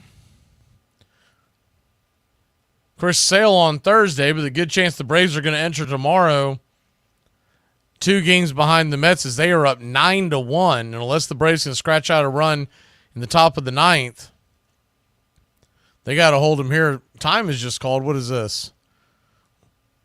Must have been someone run onto the field or something come onto the field because they're holding up play for a second.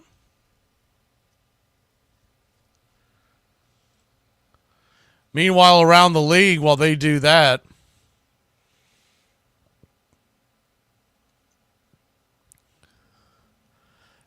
Rockies are at least helping us out beating the Diamondbacks 3-0. The first pitch on the way. Slider right there for a strike. It's 0-1. The Diamondbacks, if all these scores were to hold, the Braves would wake up tomorrow morning 2 games behind both Arizona and the Mets. The 0-1 swatted back foul, 0-2. The problem is, though we do own the tiebreaker with the Diamondbacks, we don't face them again. So it's much easier to catch the Mets because you're going to face them, in theory. The Diamondbacks, looking at their schedule for the rest of the season, As the 0-2 swatted down the right field line into the seats. Do it again, 0-2. Dylan Lee, your pitcher, just seems like a little too late. Should have been in when the game was on the line and Jesse was running out of gas. The 0-2 from Lee. Swing and a miss, strike 3 to away. He comes in with an ERA below 198, and you're putting Pierce Johnson, who has failed miserably recently, into the game. It makes zero sense. The Arizona Diamondbacks will play tonight in Colorado, tomorrow afternoon in Colorado, and then they head to Milwaukee for 4. Pitch on the way to Marte is swung on and chopped foul. It's 0-1.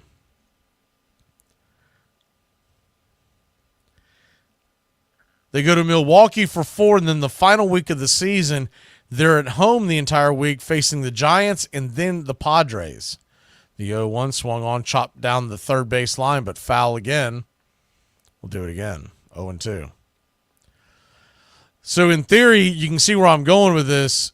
They've got a tough 4-game series in Milwaukee and a very tough series against San Diego. The question about the San Diego series, will San Diego be playing for anything at that point? Because if they've sewn up the 4 seed, they're going to start resting their pitchers to be ready for the first round of the playoffs that start on that Tuesday. So once again, the easiest route is going to be to catch the Mets. The 0-2. Swing and a miss, strike 3. Now the Braves still get 3 games at home against the Mets. And if they win the series, they'll have the tiebreaker. But you can't build yourself such a big hole that when you get to that series, you're going to need help on that following weekend. 2 down, and India comes to the plate. First pitch, 94 on the outer cut. It's 0-1.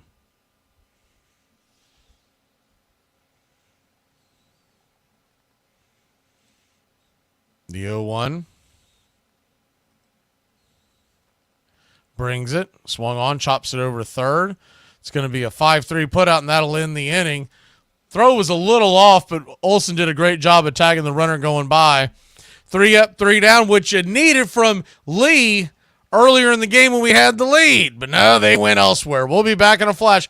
See if we can get a run. Bottom of the order is due up. I got a raise today in medication dosage, but it's still a raise, so. If I scroll past one more ad, you can be a nurse in so-and-so weeks. I live in Florida. I can be a nurse for free in just a couple days, man. Hey, did y'all hear about that lady that poked her boyfriend 108 times because she was in a cannabis-induced psychosis? What? Listen, I smoke the best of the best of the best, sir, and never. I have a prescription. Mine's from the government. It's the best of the best, okay? Never have I slipped into a psychosis. She said she took 2 hits from the good old Billabong. Now, I've taken too many hits from the Billabong, and never have I slipped into a psychosis. A coma, maybe, if you take too many.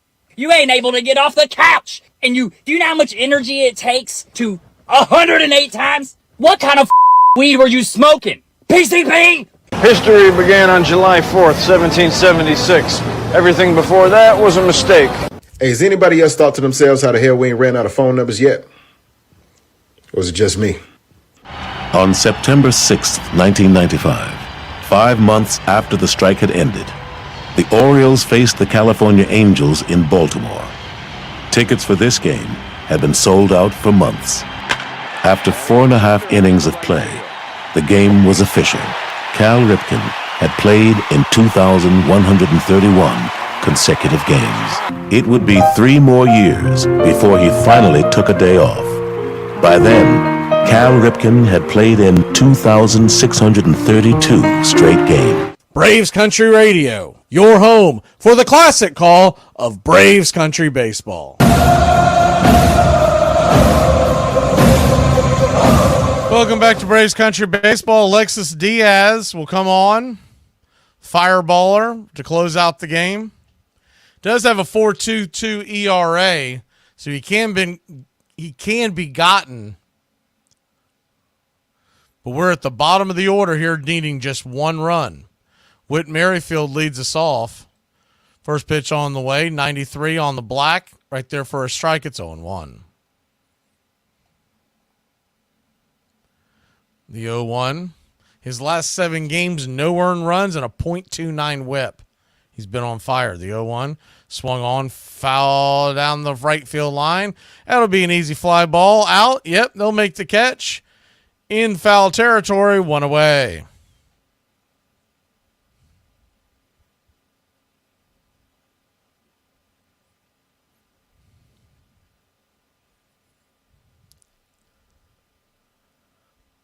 One down.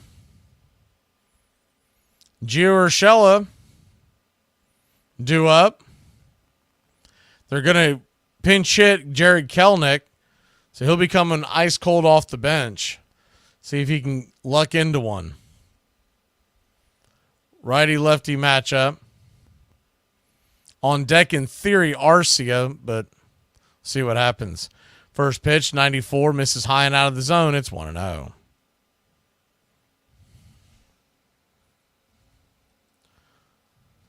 The 1-0. Kicks and fires. Swing, pops it up. That stays in play. That's trouble. Bends into the seats. Just past the dugout, 1-1. The Mets' remaining series, I see people asking about it.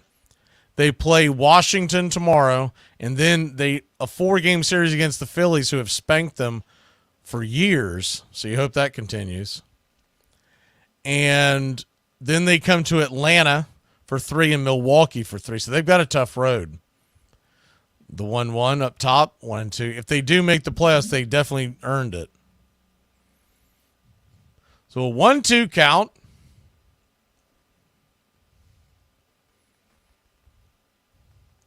Tell you a team who's been fun to pay attention to in the American League, if y'all haven't paid attention to it.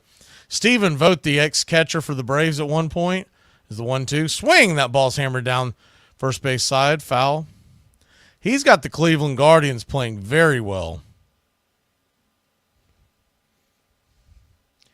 I could be mistaken because it's off in the distance, but I think Acuna's brother just hit a home run for the Mets. The 1-2. In the dirt. Yeah, he did. Ronald Acuna Jr.'s brother just hit his first home run of his career. That's pretty cool. That game's out of reach, so. The 2-2 to Kelenic. Outside wide, ball 3. So a full count to Kelenic, trying to work his way aboard.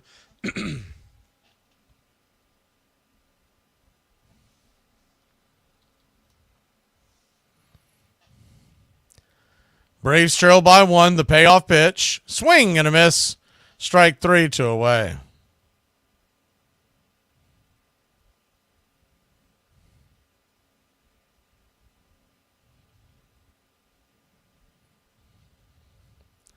So the Braves are down to their last out.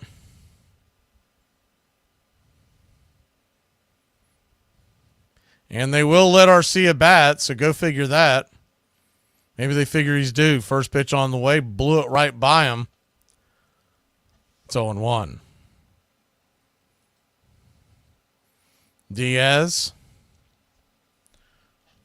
Righty-righty matchup. The 0-1. Swing and a miss. Just absolutely schooling him 0-2. So Braves are down to the last strike. Arcia 1 strike away from slamming the bat again. Braves at one point led this one 5-1 and choked it away. The 0-2. Outside wide, 1-2. So a 1-2 count.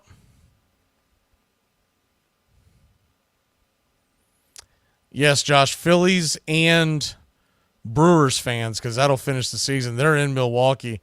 And Milwaukee probably won't bench their players till the last game. The 1-2. Swing. Slaps it into left field. That's down for a base hit. So let's see what could The doctor may have order up because now we do have one last chance. Orlando standing at first. Will they pinch run for him? That's the question. They will. Eli White will pinch run for him. Probably with the idea of Biggio coming in to play defense. I guess in theory you could see Merrifield slide over. I wouldn't mind seeing that just to see what that looks like. But we got to get there first. So Eli White's at first. 2 outs. Michael Harris the second, the batter. He's 2 for 5. First pitch on the way. 94 up top. 1-0. Harris homered to lead off the game way back when. Singled to center his last time up. The 1-0. Eli goes. He gone. The Book of Eli steals second with ease. And now a base hit would tie the game.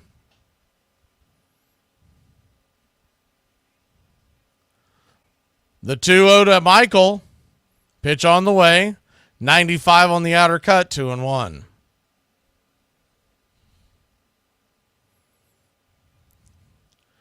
Diaz. 16 pitches into the inning. Harris digs in. The pitch. Outside wide ball 3-1. If Michael can get on, Soler follows. Braves down to the last out, but a 3-1 count and a runner in scoring position. Eli, if Tui tries to hold you, just freaking blow right through that stop sign. The 3-1 pitch, swing and a miss, blew it right by him. Full count. So the Braves are down to their last strike. Harris asks for time real quick. Soler stands on deck.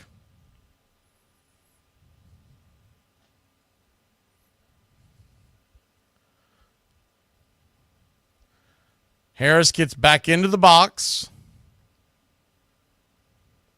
The payoff pitch. Swing and a miss, strike 3. Blew it right by him. That'll end the inning. That'll end the game. They put slider up there, but that was a fastball. Harris tried that he may, but he blew it right by him. 96 miles an hour on the outer cut, and that'll end the inning. That'll end the game. Reds win. They'll fall to 2 games behind the Mets. And we'll have to see what happens in Colorado. Right now, the Rockies lead 3-1. If the Rockies can hang on and win that game, we'll be 2 behind both teams heading in tomorrow. That's the bad news. The good news is it's Schwellenbach Day next. After that, we've got Chris Sale going to the mound. After that, you're going to have Morton and Max Fried all going into the Miami and Cincinnati series. And it doesn't look like they will have to go to Grant Holmes again the rest of the way unless we're talking about the final weekend, and that's a long way from now. Braves lose a tough one. Once again, Tui should have sent the runner, and Arcia should have never been slamming the bat when the ball got away. He's got to keep his head in the game. Hopefully someone speaks to him. Y'all have a great night, Braves Country. We'll see you tomorrow at 6:40 first pitch once again. Tough loss, but go Braves. We're going to be here till the bitter end. They can't kill us. We keep on coming back. We'll be back tomorrow.